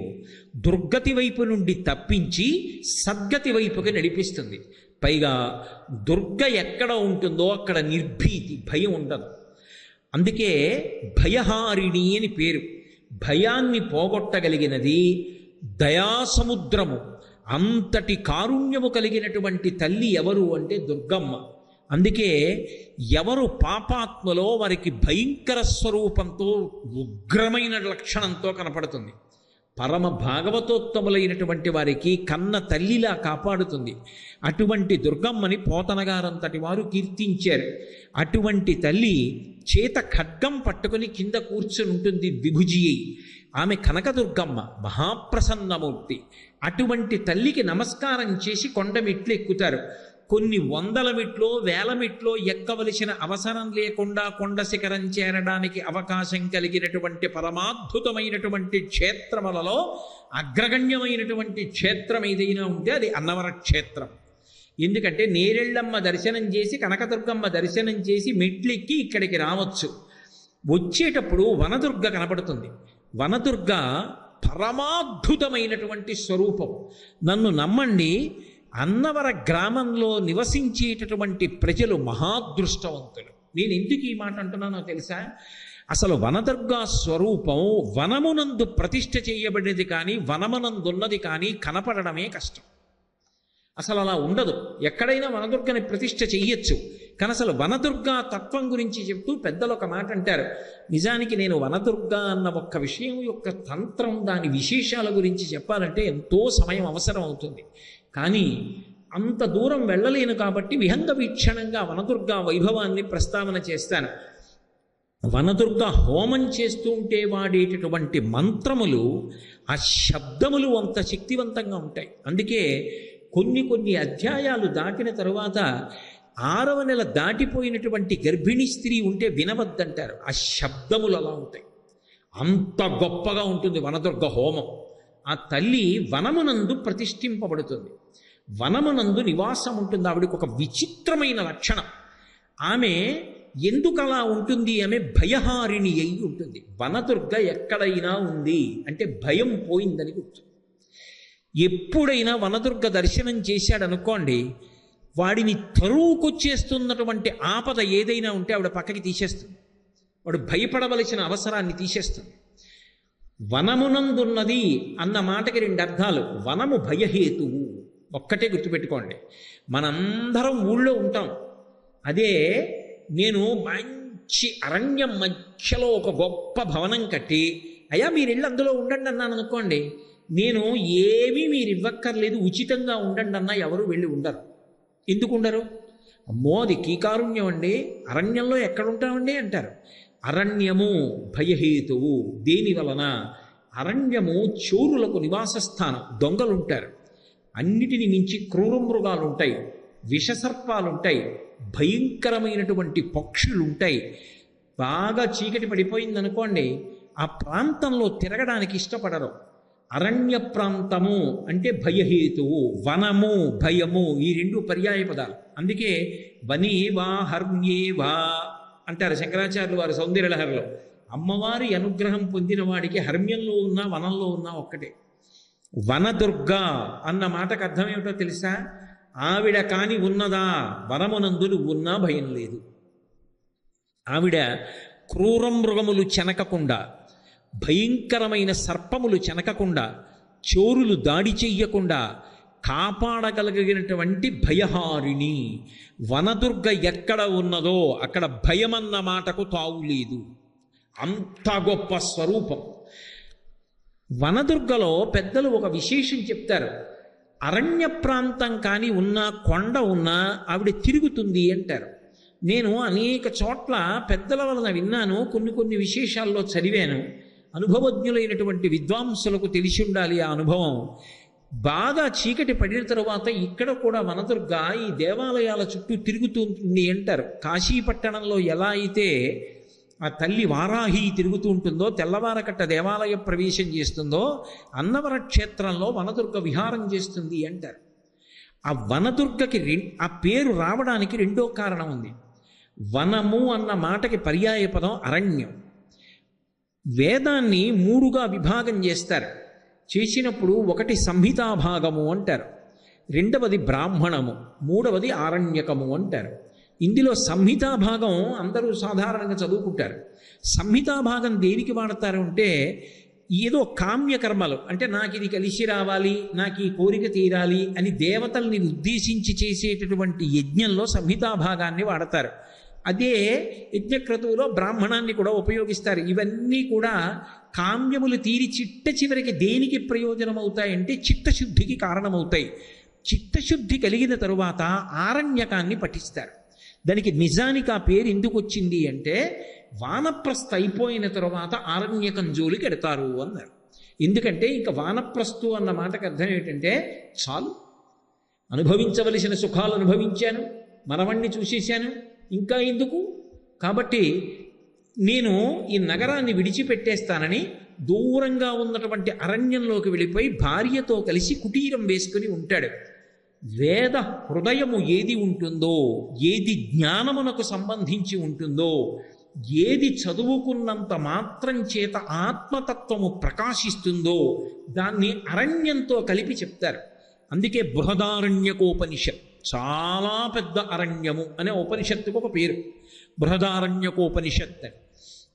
ఆ అరణ్యము అన్న మాట, వనము అన్న మాట పర్యాయ పదాలు. అందుకే మహావిద్య అని పిలుస్తారు. విద్య, విద్ అంటే తెలుసుకునుట, విద్దన్న ధాతువులోంచే వేదం వచ్చింది. ఏది తెలుసుకున్న తర్వాత ఇక వేరొకటి తెలుసుకోవలసిన అవసరం లేదో, ఏది తెలియడం నీ మోక్షమునకు కారణమవుతుందో అది వేదము, అది ప్రమాణం. అటువంటి వేదము యొక్క సారము ఏది ఉన్నదో అది మహావిద్య.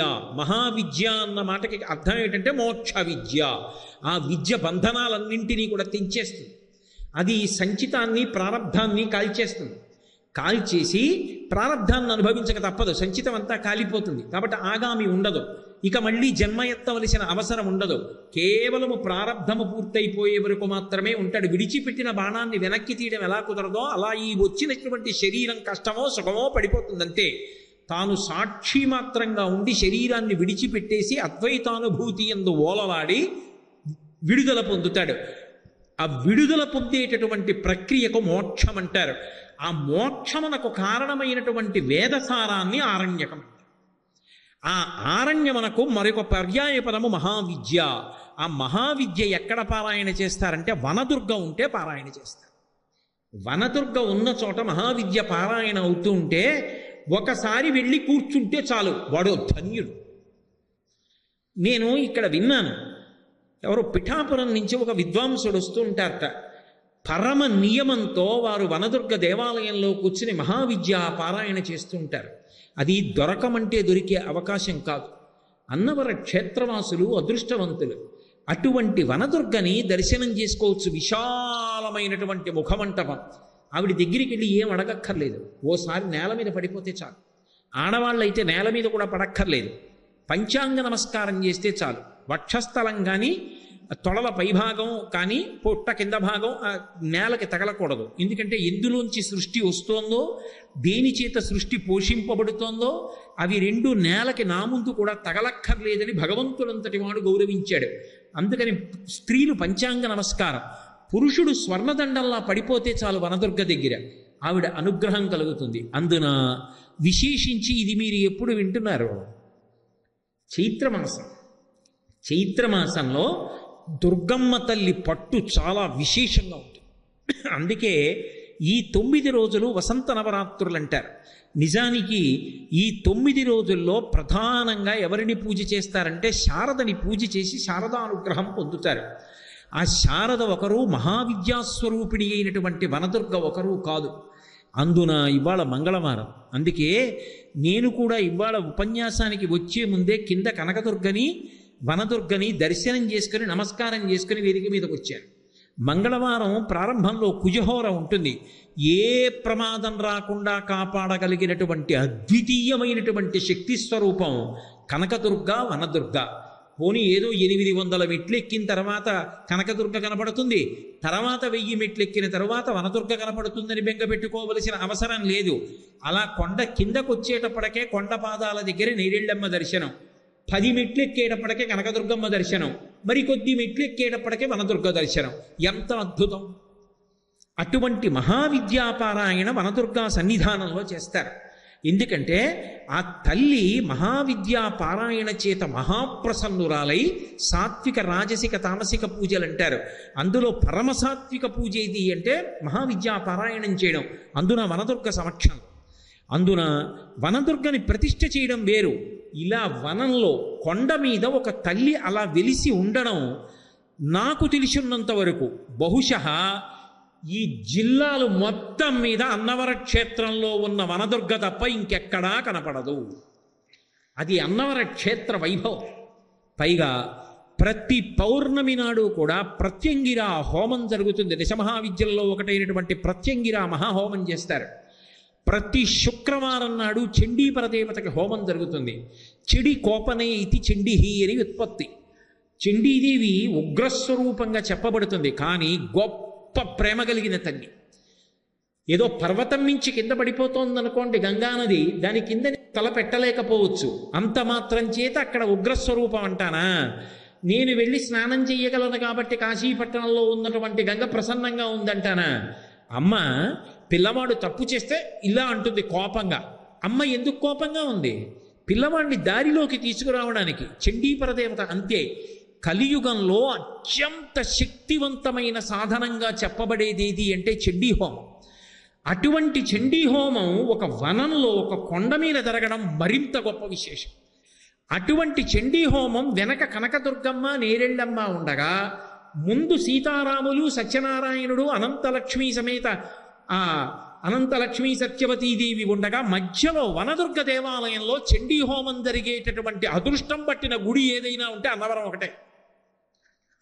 అది ప్రతి శుక్రవారం నాడు చండీహోమం జరుగుతుంది.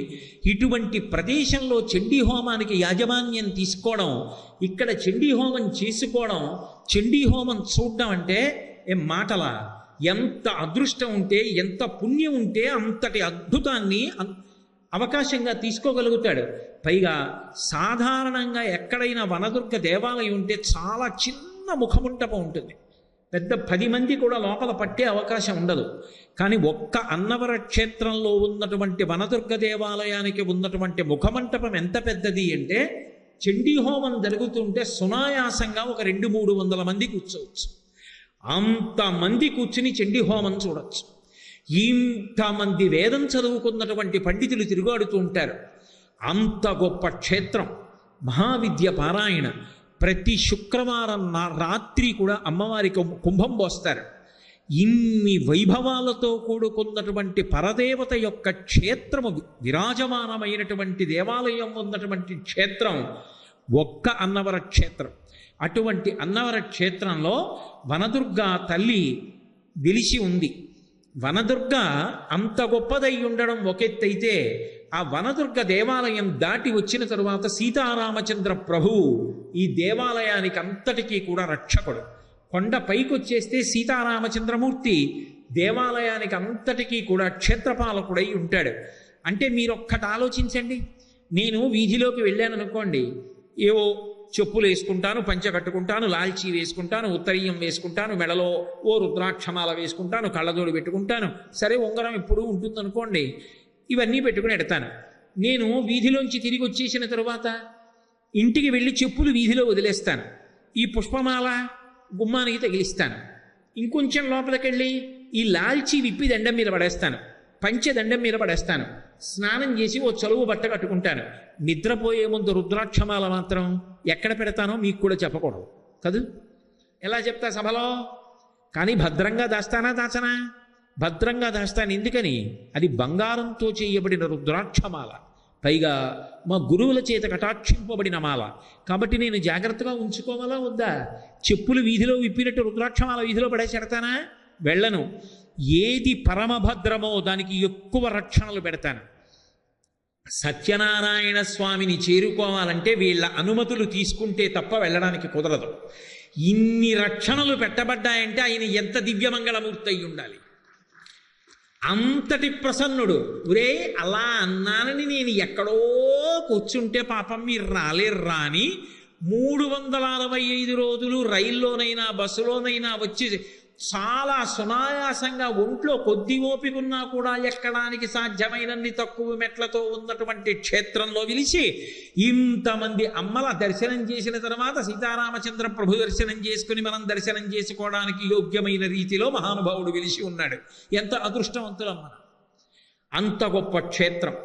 అందుకే ఇక్కడ సత్యనారాయణ స్వామి వారికి కళ్యాణం అవుతుంటే పెద్దరికం రామచంద్రమూర్తిది, సీతారామచంద్రమూర్తికి రేపు నవమి నాడు కళ్యాణం అయితే సత్యనారాయణ స్వామిది పెద్దరికం. నేను మీతో ఒక మాట చెప్పా, సత్యనారాయణ స్వామి వారికి రామచంద్రమూర్తికి చాలా దగ్గర పోలికలు ఉంటాయి, మూర్తిలోనూ తత్వంలోనూ కూడాను అని నేను మనవి చేసి ఉన్నాను. ఇక్కడ సత్యనారాయణ స్వామి వారి యొక్క వ్రతానికి ఎనలేని విశేషం ఉంది. ఈ చేయించేటటువంటి వ్రతం కూడా మీరు ఏదో యాంత్రికంగా పాటించడం కాకుండా మీరు కొంచెం ఉత్సాహంగా సంతోషంగా ఉండాలి. కానీ ప్రాణం పెట్టి చేయించి ఆ వచ్చిన వాడు సంతోషపడితే ఆనందించడానికి ఎంతమంది పండితులు ఉన్నారో ఇక్కడ. ఇంతమంది పండితులు ఒక దేవస్థానం మీద ఒక వ్రతం మీద ఆధారపడి జీవనాన్ని చేస్తున్నటువంటి అద్భుతమైన క్షేత్రం. ఇక్కడ వ్రతాన్ని ప్రారంభం చెయ్యాలి అంటే చాలా గొప్ప విశేషం. ఏదో మనం యాజమాన్యం స్వీకరించి కూర్చుంటే సరిపోదు. దానికి వస్త్రాన్ని పరిచి దేవాలయ ప్రాంగణం కనుక ఆ వస్త్రం మీద తండుల రాశి పోసి బియ్యం పోసి కలశ పెట్టి పూజ ప్రారంభం చేస్తారు. సరే, ఎప్పుడూ జరిగినట్టే దేశకాల సంకీర్తనం చేసి దేశకాల సంకీర్తనమైన తరువాత గణపతి పూజ చేసి కలశ పూజ చేసి సత్యనారాయణ స్వామి వారి యొక్క వ్రత పూజ జరిగేటప్పుడు విశేషం ఏమిటంటే మొట్టమొదట పంచలోకపాలకుల్ని పిలుస్తారు. పంచలోకపాలకులు అంటే 5 ప్రధానులై ఈ లోకములన్నిటినీ కూడా పరిపాలిస్తూ ఉంటారు. వాళ్ళని మంత్రశక్తి చేత పిలుస్తారు. ఇది సనాతన ధర్మానికి ఉన్నటువంటి వైభవం.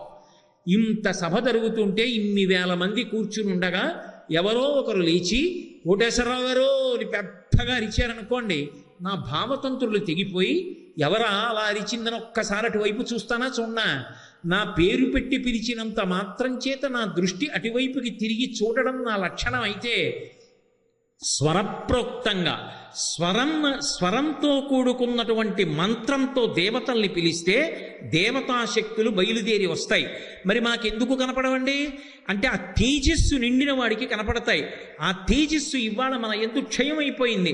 మనకి అనుష్ఠాన బలం, మనకంటే మీ వంటి వారిని కాదు, నాబోటిగడికి అనుష్ఠాన బలం లేని కారణం చేత, ధర్మమనందు అనురక్తి పోయిన కారణం చేత దేవతలు కంటికి కనపడడం లేదు తప్ప మహాత్ములైనటువంటి వారు ఇప్పటికీ ఆ దేవతలని దర్శనం చేయగలరు. ఆ శాబ్దిక శక్తి చేత, స్వరం చేత దేవతలు వస్తారు. మొట్టమొదట విఘ్నేశ్వరుణ్ణి పిలుస్తారు పంచలోకపాలకుల్లో. తరువాత బ్రహ్మగారిని పిలుస్తారు, బ్రహ్మాణమావాహయామి అని. తర్వాత విష్ణువుని పిలుస్తారు, తర్వాత రుద్రుణ్ణి పిలుస్తారు. 5వది లోకపాలకి అమ్మవారు గౌరీదేవిని పిలుస్తారు. ఈ 5 మంటపంలో మంత్రశక్తి చేత పిలుస్తారు. అయితే ఒకటి, వ్రతం చేసుకునేటప్పుడు వ్రతం చేసుకునేవాడికి ఫలితం ఇస్తుందా, వ్రతం చూసిన వాడికి ఫలితం ఇస్తుందా అంటే ఎవరు శ్రద్ధతో ఉన్నారో వారికి ఇస్తుంది. అంత కష్టపడి వారు మంత్రం చెప్తున్నారు అనుకోండి, మీరు ఆ భావనతో తాదాత్మ్యం అయితే దాన్ని వివరణ చేయడం కూడా వాళ్ళకి సంతోషంగా ఉంటుంది. ఇదిగో ఈ మంత్రంతో పిలుస్తున్నాం, ఫలానా వారిని రమ్మంటున్నాం అని చెప్పడంలో వాళ్ళకు పొంగు ఉంటుంది. ఆ ఉత్సాహం మనకి లేదనుకోండి, మనం కూర్చుని సెల్ ఫోన్ మాట్లాడుకుంటుంటే వాళ్ళకేం ఉత్సాహం ఉంటుంది చెప్పడానికి, ఎందుకు వివరణ చెయ్యాలనిపిస్తుంది. ఆ ఉత్సాహం మనం ప్రకటన చేసినప్పుడు వాళ్ళు కూడా దానికి వివరణ చెయ్యగలుగుతారు. 5 లోకపాలకుల్ని పిలుస్తారు. ఈ 5 పిలిచినప్పుడు కూడా ఒక విశేషం ఉంటుంది. మళ్ళీ 5 లోకపాలకుల్ని పిలిచి ఊరుకోవడం కాదు, వాళ్ళు వచ్చేటప్పుడు మామూలుగా రావడం కాదు. సాంగం, సాయుధం, సవాహనం, సపత్నీపుత్ర పరివార సమేతం. వాళ్ళు ఎలా రావాలి? సాంగం, సాయుధం, వాళ్ళ ఆయుధాలతో, వాళ్ళ వాహనం మీద, వాళ్ళ భార్యతో, వాళ్ళ పుత్రులతో, వాళ్ళ పరివారంతో బయలుదేరి రావాలి. హే బ్రహ్మగారు రండి అని పిలిస్తే ఆ మంత్రశక్తికి చతుర్ముఖ బ్రహ్మగారు, ఆయన భార్య అయినటువంటి సరస్వతీదేవి, గాయత్రి, సావిత్రి, ఆయన కుమారులు, ఋషిగణములు అందరూ బయలుదేరి హంసవాహనం మీద వచ్చి మంటపంలో కూర్చుంటారు. అప్పుడు భక్తితో ఒక్క నమస్కారం చేసి మీరు ఒక్క పువ్వో అక్షతో సమర్పిస్తే పరమ ప్రీతి చెందుతారు. 5 లోకపాలకులు అంటే ఒక లోకపాలకితో కలిపి 5గురు మంటపంలో విరాజమానులవుతారు. అయిన తరువాత నవగ్రహాల్ని పిలుస్తారు. అసలు ఆ నవగ్రహాల్ని పిలిచేటటువంటి విధానం సత్యనారాయణ స్వామి వారి వ్రతంలో పరమాద్భుతం. ఎందుచేత అంటే ఎంత కావాలో అంత వ్యాకోచిస్తుంది, ఎంత కావాలో అంత సంకోచిస్తుంది ఆ వ్రతం. దానికి ఆ విశేషం సత్యనారాయణ వ్రతానికి. నేను ఎందుకు చెప్తున్నానంటే పరమ శ్రద్ధ కలిగిన వాడు ఉన్నాడు అనుకోండి, వాడికి వ్రతం చేయించవలసి వచ్చిందనుకోండి, ఎంతైనా పెంచచ్చు దాన్ని. వాడు రమించిపోతూ ఉంటాడు, చేయించేవాడు రమించిపోతూ ఉంటాడు. నేను మీకు ఒక ఉదాహరణ చెప్పాలి అంటే 5గురు లోకపాలకుల తర్వాత నవగ్రహాలని పిలుస్తారు. నవగ్రహాలంటే ఏవి? సూర్యుడు, అలాగే తూర్పు దిక్కున ఉండేటటువంటి మనకి ఉండేటటువంటి వాళ్ళు సూర్యుడు, అలాగే చంద్రుడు, కుజుడు, బుధుడు, గురుడు, శుక్రుడు, శని, రాహువు, కేతువు. ఈ 9గురిని పిలుస్తారు. ఈ 9గురిని పిలిచేటప్పుడు ఒక విశేషం ఉంటుంది. అవతలవాడు పరమ సంతోషంతో పరమ భక్తితో వ్రతం చేసేవాడు అనుకోండి, ఆ పిలిచేటప్పుడు కొన్ని చమత్కారాలు ఉంటాయి. ఉదాహరణకి సూర్యగ్రహాన్ని పిలుస్తున్నారు అనుకోండి, సూర్యగ్రహమాగ హే ఆగచ్చా రా అని పిలిచేటప్పుడు ఒక చమత్కారం ఉంటుంది. ఆయన రక్తవర్ణం, ఆయన ఎర్రటి రూపంతో ఉంటాడు, ఎర్రటి పద్మాన్ని పట్టుకుంటాడు, రక్త వస్త్రం, ఎర్రటి వస్త్రం కట్టుకుంటాడు, రక్తమాల్యానులేపనం, ఎర్రటి ఆభరణాలు వేసుకుంటాడు, ఎర్రటి రథం ఎక్కుతాడు, ధ్వజ పతాకాలు కూడా ఎర్రగా ఉంటాయి. మీరు ప్రదక్షిణీకుర్వాణం, మేరు పర్వతానికి ప్రదక్షిణం చేస్తూ వస్తాడు రథం మీద. అసలు అది చెప్తున్నప్పుడు మీరు మనసులో ఊహ చేస్తుంటే రోమాంచితమవుతుంది, వెంట్రుకలు నిక్కపొడుచుకుంటాయి నిజంగా. అలా బయలుదేరి వస్తుంటాడు ఆ సూర్యభగవానుడు. ఎవరైనా కాశ్యపస గోత్రంలో పుట్టినటువంటి వాడు, మాఘమాసంలో పుట్టినవాడు, శుక్లపక్షంలో పుట్టినవాడు, సప్తమి తిథినందు పుట్టినవాడు, కళింగ దేశాధిపతిం, కళింగ దేశానికి అధిపతి, సింహరాశికి అధిదేవత. అటువంటి ఓ సూర్యగ్రహమా, నువ్వు పత్ని పుత్ర పరివార సమేతం సాంగం సాయుధం, అంతేకాదు నువ్వు వచ్చేటప్పుడు అధిదేవత ప్రత్యధిదేవత సహిత. నువ్వు వచ్చి అక్కడ కూర్చుంటే నీతో పాటు అధిదేవత ప్రత్యధిదేవత రావాలి. సూర్యుడికి అధిదేవత అగ్నిహోత్రం, ప్రత్యధిదేవత రుద్రుడు, వాళ్ళు కూడా వచ్చి కూర్చోవాలి. ఎవరు ఎటువైపు కూర్చోవాలి చెప్తుంటే మీరు అక్కడ ఒక్క అక్షత వక్క పెట్టి నమస్కారం చేస్తుంటే, క్షతం అంటే నడుము విరిగిపోవడం, అక్షత అంటే నడుము విరగనిది.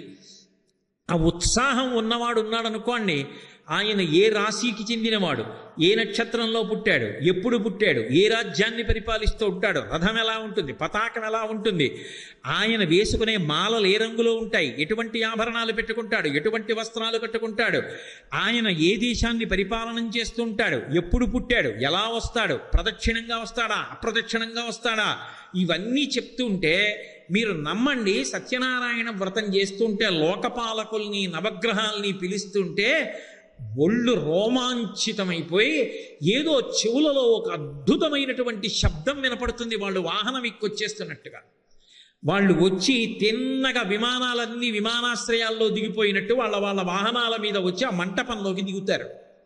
అంటే నీ ఎదురుగుండా ఉన్న మంటపంలో ఇప్పుడు పంచలోక పాలకులు ఉన్నారు, నవగ్రహాలు వచ్చి కూర్చుంటాయి. ఎలా? అధిదేవత ప్రత్యధిదేవతలతో వచ్చి కూర్చుంటారు. మంటపము ఎంత శోభస్కరం అయిపోతోంది. ఇది అయిపోయిన తరువాత అష్టదిక్పాలకుల్ని పిలుస్తారు. 8 దిక్కులకు 8 పరిపాలన చేస్తుంటారు. తూర్పు దిక్కుకి ఇంద్రుడు, ఆగ్నేయానికి అగ్నిహోత్రుడు, దక్షిణానికి యమధర్మరాజు, నైరుతికి నిరుతి, పశ్చిమానికి వరుణుడు, వాయవ్యానికి వాయువు, అలాగే ఉత్తరానికి కుబేరుడు, ఈశాన్యానికి ఈశానుడు. ఈ 8 పిలుస్తారు. ఆ 8 దిక్కుల యొక్క అధిపతులు వచ్చి వాళ్ళ యొక్క పత్ని పుత్ర పరివార సమేతంగా వచ్చి మంటపంలోకి ప్రవేశిస్తారు. ఇంతమంది వచ్చి కూర్చుంటారు. ఇప్పుడు చక్రవర్తి రావాలి. ఎవరు చక్రవర్తి? వీరవెంకట సత్యనారాయణుడు మహానుభావుడు. ఆయన మధ్యలోకి వచ్చి ఆ మంటపంలో ప్రతిమా రూపంలో కూర్చుంటాడు. నువ్వు పారవస్యం పొందాలి. ఆ మంత్రశక్తి చేత ఇంతమంది దేవతలు వచ్చి నీ ఎదురుగుండా ఉన్న మంటపంలో కూర్చున్నారు. ఒక్క క్షణం భక్తితో ఇలా నమస్కరించగలిగితే చాలు, జన్మధన్యం అయిపోతుంది. మనం పడవలసిన శ్రమ లేదు. బ్రాహ్మణులు వాళ్ళు కష్టపడి చదువుకున్నటువంటి వేదమంత్రాన్ని అన్వయం చేస్తారు. సంతోషంతో నిలబడగలిగితే చాలు, అది సాగుతుందని నేను ఎందుకన్నానో తెలుసా? చేసేవాడికి శ్రద్ధాభక్తులు ఉన్నాయనుకోండి, ఒక్కొక్క గ్రహాన్ని ఒక్కొక్క లోకపాలకుడిని పిలిచినప్పుడు మళ్ళీ ఆ లోకపాలకుడి యొక్క ఆశీర్వచనం చెప్తారు. మంత్రంతో చెప్పి నీకు బ్రహ్మ యొక్క అనుగ్రహము కలుగుగాక, విష్ణువు యొక్క అనుగ్రహము కలుగుగాక, నీకు శివానుగ్రహము కలుగుగాక, గౌరీ అనుగ్రహము కలుగుగాక, గణపతి అనుగ్రహము కలుగుగాక. ఒకవేళ ఏలినాటి శనిలో ఉన్నాడు, శనీశ్వర గ్రహము యొక్క ప్రీతిని నీవు పొందెదవుగాక అని శనిగ్రహము యొక్క అనుగ్రహాన్ని పొందుతున్నావని బ్రాహ్మణి మండలంతా మంత్రోచ్చాటన చేసి అక్షతలు వేసి ఆ యజమానికి ఆశీర్వచనం చేస్తారు. ఇన్ని గ్రహములు, ఇన్ని లోకపాలకులు, ఇంతమంది దిక్పాలుల యొక్క అనుగ్రహాన్ని అందిస్తారు. అంటే నిజానికి తేజోవంతుడైన వ్యక్తి ఇతని తేజస్సు నిలబెట్టాలి, ఇతని వలన దేశానికి మహోపకారం జరగాలనుకున్న వ్యక్తిని కాపాడుకోవాలంటే అతనితో సత్యనారాయణ వ్రతం చేయించడమే. సత్యనారాయణ వ్రతం చేయించి ఒక్కొక్క గ్రహాన్ని వచ్చినప్పుడు ఆయనతో అక్షతలు వేయించి ఆశీర్వచనం చేశారా, బడికి మీరు అంగరక్ష కట్టేసినట్టే. అంత గొప్పది సత్యనారాయణ వ్రతం. స్వామివారు వచ్చి కూర్చుంటారు, మధ్యలో కూర్చున్న తర్వాత అథాంగ పూజ చేయిస్తారు. అథాంగ పూజ అనేటటువంటిది మీకు ఎదురుగుండా ఇచ్చినటువంటిది ఓ చిన్న ముద్రిక కావచ్చు, కానీ మీరు పట్టుకోవలసినది ముద్రికని కాదు. వాళ్ళు ఒక్కొక్క మంత్రం చెప్తుంటే, ఒక్కొక్క అంగం చెప్తుంటే మీకు కళ్ళల్లో కనపడాలి. ఎదురుగుండా ఇలా అక్షతలు వేస్తూ ఉంటారు. ఇలా వేస్తే భిక్ష, ఇలా వేస్తే పితృదేవతలకి, ఇలా వేస్తే పూజ. గుండెలకి కనపడేటట్టుగా ఉత్తరీయం ఒక్కటే కప్పుకొని బనీను కానీ చొక్కా కానీ లేకుండా పురుషుడు కూర్చోవాలి. వికచ్చ అనుత్తరీయశ్చ నగ్నశ్చ అవస్త్రయేవచ, గోచి పోసి పంచె కట్టుకోవాలి. అలా రాదంటే కనీసం గూడ కట్టుకోవాలి. ఇంత గొప్ప వ్రతం చేసి ఫలితాన్ని పొందాలి అనుకుంటే మనం కొన్ని నియమాలు పాటించాలి. ఎంతో గొప్ప శస్త్రచికిత్సా నిపుణుడైనటువంటి ఒక గొప్ప వైద్యుడు ఒక చిన్న గోరు చుట్టు కొయ్యాలి అంటే ఒక ఆకుపచ్చటి బట్టలు వేసుకుని లోపలికెళ్ళి కోస్తాడు. ఆ బట్టలు వేసుకోకపోతే ఆ వైద్యుడు కొయ్యలేడా? కొయ్యగలడు. అయినా సరే ఎందుకు వేసుకుంటున్నాడు? ఒక క్రమశిక్షణ, దాని యందు ఒక దీక్ష.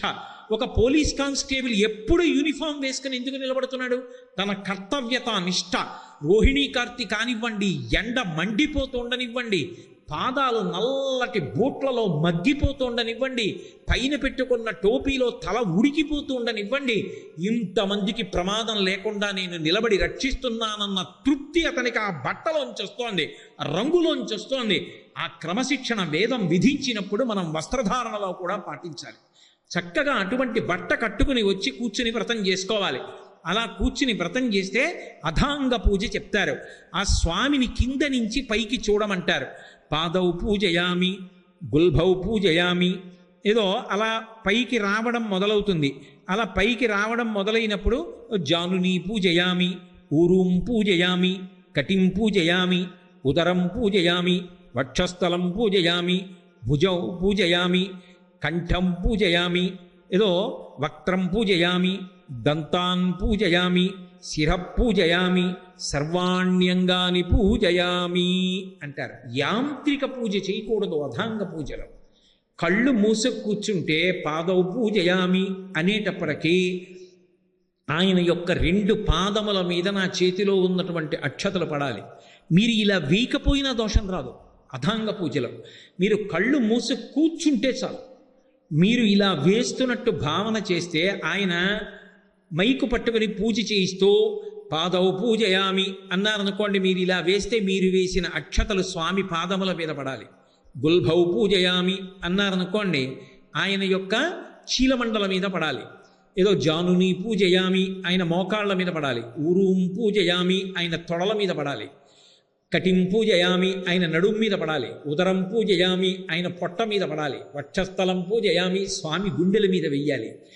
ఏదో కంఠే పూజయామి ఆయన కంఠం మీద వెయ్యాలి. వక్త్రం పూజయామి ముఖం మీద 2 పువ్వులు వెయ్యాలి. దంతాన్ పూజయామి ఎలా? అది అథాంగ పూజలో రహస్యం. నిజంగా కళ్ళు విప్పి ఇలా వేసిన వాడికి దంతములు కనపడవు. ఎవరికి కనపడతాయి అంటే ఆ చేసేటటువంటి వాడి భక్తి చూసి ఎంత ప్రేమగా వేస్తున్నావురా. పాదాల మీద వేసినట్టు ముఖం మీద వేస్తారా? పాదాల మీద ఇలా వేస్తాను. ఆయన ముఖం మీద వేసేటప్పుడు లేచి నిలబడి గబుక్కుని ఏ కంట్లో తగులుతుందో, స్వామికి ఇబ్బంది కలుగుతుందేమో అని మెల్లిగా 2 జాజి పువ్వులు లాంటి తేలికైన పువ్వులు తీసుకుని ఆయన నుదిటికి తగల్చి ముక్కు మించి జారిపోయేటట్టుగా వేశాను అనుకోండి. వక్త్రం పూజ, వక్త్రం అంటే సంస్కృతంలో నోరు ముఖం రెండు కూడా. అలా వేస్తే ఆయన ఏం చేస్తాడు? ఎంత ప్రేమ చూసావా అనంతలక్ష్మీ సత్యవతీదేవి, ఎంత భక్తో వీడికి అని ఇలా నవ్వుతాడు. ఇలా చిన్న నవ్వు నవ్వితే పళ్ళు కనపడతాయి. అప్పుడు స్వామి నీ దంతాల మీద కూడా వేస్తున్నాను, అదొక్క జాజి పువ్వు పళ్ళ మీద వేశాడు. అది అభాంగ పూజ. అంతేగాని ఆయన చదివి నేను వేసి రెండిటి మధ్య సమన్వయం లేకపోతే ఇంకెక్కడి పూజ? అది ఎవరికి వారికి పరీక్ష. అధాంగ పూజ. అసలు ఆ అధాంగ పూజ దగ్గరికి వచ్చేటప్పటికీ పరవశించిపోవాలి. అబ్బా నా అదృష్టం, ఇంతమంది మధ్యలోకి చక్రవర్తి ప్రవేశించాడు. చక్రవర్తి ప్రవేశించిన తరువాత, అందుకే నేను చెప్పా కావాలంటే దాన్ని ఇంకా పెంచచ్చు. ఆ సత్యనారాయణ స్వామి విరాజమానుడయ్యాడనుకోండి, యజమాని భార్యతో లేచి నిలబడతాడు, వేదమంత్రాలు ఘోష చేస్తారు. మహానుభావుడి గురించి వేదంలో పన్నాలు చెప్తారు. వచ్చి కూర్చున్నాడు. తర్వాత యజమాని కూర్చుని పూజ మొదలు పెడతాడు. పొద్దున్న మొదలు పెడితే రాత్రి వరకు చేయొచ్చు సత్యనారాయణ. అంత సమయం కానీ శరీరానికి ఓపిక కానీ లేకపోతే అరగంటలో కూడా చేసుకోవచ్చు సత్యనారాయణ వ్రతం. ఎలా చేసినా భక్తి ప్రధానం. కాబట్టి చక్కగా ఆ అథాంగ పూజ చేసిన తరువాత స్వామికి షోడశోపచారములు చేసి, మిగిలిన దేవతలకి షోడశోపచారములు చేసి, ఆయనకి నైవేద్యాదులు నీరాజన మంత్రపుష్పాలు చేస్తారు. ఇవన్నీ చేసేటప్పుడు పరమ భక్తితో ఒక్కొక్క ఉపచారం చేసేటప్పుడు ఇంతమంది నా ఎదురుగుండా ఉన్నారన్న భావనతో, ఏదో ఆవాహయామి కూర్చున్నాడు, ఆసనం సమర్పయామి, ఓ మంచి సింహాసనాన్ని మనసులో తలుచుకోవాలి. ఓ 3 రోజులు ప్రవచనానికి నాకే వేశారే ఇంత మంచి కుర్చీ, ఆయనే వచ్చి కూర్చుంటానంటే కనీసం మనసులో ఊహించలేమా ఒక బంగారు సింహాసనం? ఆ సింహాసనం వేసి పాదపీఠం వేసి నేను నా భార్య కలిసి స్వామివారు అమ్మవారు వచ్చి కూర్చుంటుంటే గబగబా వెళ్ళి పాదపీఠాలు పక్కకి తీసేస్తే ఠీవిగా స్వామివారు వచ్చి కూర్చుని అమ్మవారు కూర్చుంటే, అమ్మా పాదం పెట్టుకోండి అని ఇద్దరికీ పాదపీఠాలు జరిపితే, ఆయన ఠీవిగా ఇలా కుడి పాదం తీసి ఇలా పాదపీఠం మీద పెడితే, తల్లి ఇలా ఒక పాదం పెడితే, నేను ఇలా చూసి జాలిగా స్వామి 2వ పాదం కూడా పెట్టండి అంటే, అప్పుడు ఏకన్యంచదక్షమం మమ పరంచ ఆకుంచ పాదాంబుజం మధ్యే విష్టర పుండరీకమభయం విన్యస్య హస్తాంబుజం త్వాం పశ్యేమ దిశేదుషీం ప్రతికలం కారుణ్య కులంకష స్పారాపంగతరంగమం మధురం ముగ్ధం ముఖం బిభ్రతీం అంటారు. ఇలా కాలు కిందకి మడిచి ఉన్నటువంటి కాలు తీసి 2వ పాదం కూడా ఇలా పీఠం మీద పెడితే ఆ 2 పాదములు కనపడుతుంటే సంతోషంతో పాదముల మీద నీళ్లు పోసి ఉత్తరీయంతో తుడిచి హస్తయోహో అర్ఘ్యం సమర్పయామి అంటే పోతన గారు అంటారు, కదలిన బాహు పద క్రమమున రవము సూపిడి నూపు రములవాణి అంటారు. ఆయన చేతులకు పెట్టుకున్న బంగారు కంకణములు కనకన కనకణం అనేటట్టుగా ఇలా చెయ్యి చాపితే ఆ చేతి మీద నీళ్లు పోసి స్వామి స్వామి నేను తుడుస్తాను ఉండండని ఎడంచెయ్యి కింద పెట్టి కుడి చేత్తో చెయ్యి తుడిచి, ఎంత అదృష్టం అని ఉత్తరీయం తీసి మానసికంగా ఆయన చెయ్యి తుడిస్తే ఒక్కొక్క ఉపచారాన్ని మనసక్కడ పెట్టి చెయ్యాలి. మనం మంత్రం చదవాలా ఏమన్నానా? పూజా ద్రవ్యాలు కూడా దేవస్థానం ఇస్తుంది.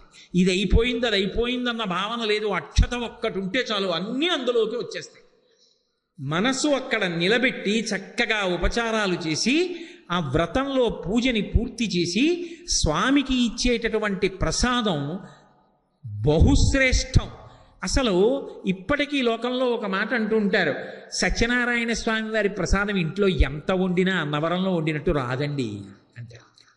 దానికి ఆ పేరుంది. అన్నవరంలో వండినటువంటి ప్రసాదం ఘమఘమలాడుతూ ఆ తావరాకులు విప్పుతుంటే ఒక్కొక్కసారి వ్రతం చేయించే పురోహితులు అంటుంటారు, గబుక్కు నోట్లో వేసుకోకండి నైవేద్యం పెట్టాలంటారు. కన్నతల్లి బిడ్డని రా రా భోజనానికి పిలిస్తే ఎలా ఉంటుందో దాని సువాసనలు అలా ఉంటాయి.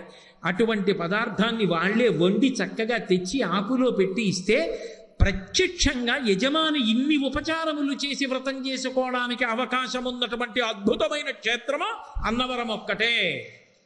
అన్ని మంటపాల్లో ఎక్కడ కూర్చోవాలంటే అక్కడ ఎవరి యొక్క స్తోమతని బట్టి వాళ్ళు కూర్చుని వ్రతం చేసుకోవచ్చు. ఏదీ లేకపోతే అక్కడ కూర్చుని మానసికంగా చేసేయచ్చు. ఒకడు చేస్తుంటే కళ్ళు మూసుకుని నేను మానసికంగా చేసేస్తే అందుతుంది పరమేశ్వరుడికి. కాబట్టి చక్కగా వ్రత విధానాన్ని అవలంబించి స్వామికి నివేదన చేసి నీరాజన మంత్రపుష్పాలు ఇచ్చిన తరువాత వ్రత కథ చెప్తారు. ప్రతి దానికి కూడా వ్రతానికి కల్పము అని ఒకటి ఉంటుంది. కల్పము అన్న మాటకు అర్థం ఏంటంటే ఋషి ప్రోక్తము అని. ఏదో వరలక్ష్మి వ్రతకల్పము, గణేశ వ్రతకల్పము, సత్యనారాయణ వ్రతకల్పము. కల్పము అంటే ఇది ఋషి దర్శించి ఇచ్చాడు, ఇది ఇలా చెయ్యాలి అని చెప్తున్నాడు. దీనిలో ఈ కథలే చెప్పాలని ఋషి చెప్తున్నాడు కాబట్టి ఈ కథలే చెప్పు, ఇలాగే వ్రతం చేసుకో, నువ్వు అనుగ్రహాన్ని పొందుతావు అని ఋషి మనకి చెప్తున్నాడు. ఋషి ఎలా చెప్పాడో అలాగే చెయ్యాలి. నాకు ప్రశ్నాపత్రం ఇచ్చి 10 ప్రశ్నలు ఇచ్చి ఇందులో ఏ 5 జవాబులు రాయండి అన్నారనుకోండి, ఈ 10 ఏమంత పెద్ద ప్రశ్నలండి, నాకు ఎంతకన్నా మంచి ప్రశ్నలు వచ్చని నేను ఏవో రాశాను అనుకోండి, 0 వేస్తాను. ఇందులో ఇచ్చినవే రాయాలి. కల్పం అంటే అంతే, ఋషి ఎలా చెప్పాడో అలా చెయ్యి, నీ అభ్యున్నతికి కారణము.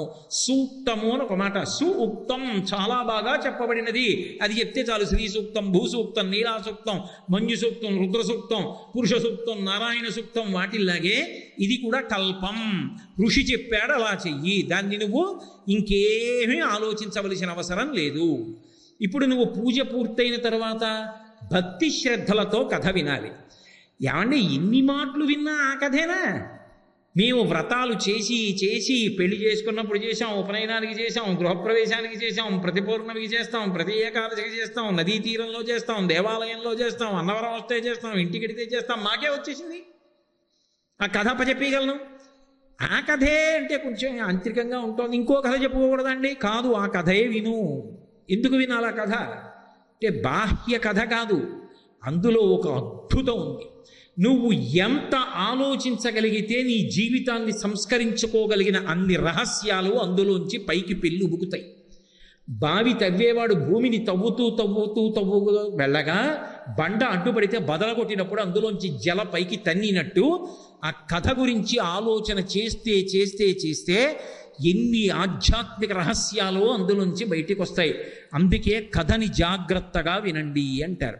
ఆ కథాక్షతలు అని, ఆ కథ విన్నప్పుడు వాడి విడిచిపెట్టిన అక్షతలు ఏమున్నాయో అదే బుద్ధిని మరల్చి పరిష్కారం అందించగలిగినటువంటి ప్రసాదంగా అంతా అయిపోయిన తరువాత తలన ధరిస్తారు. అంత గొప్ప వ్రతం.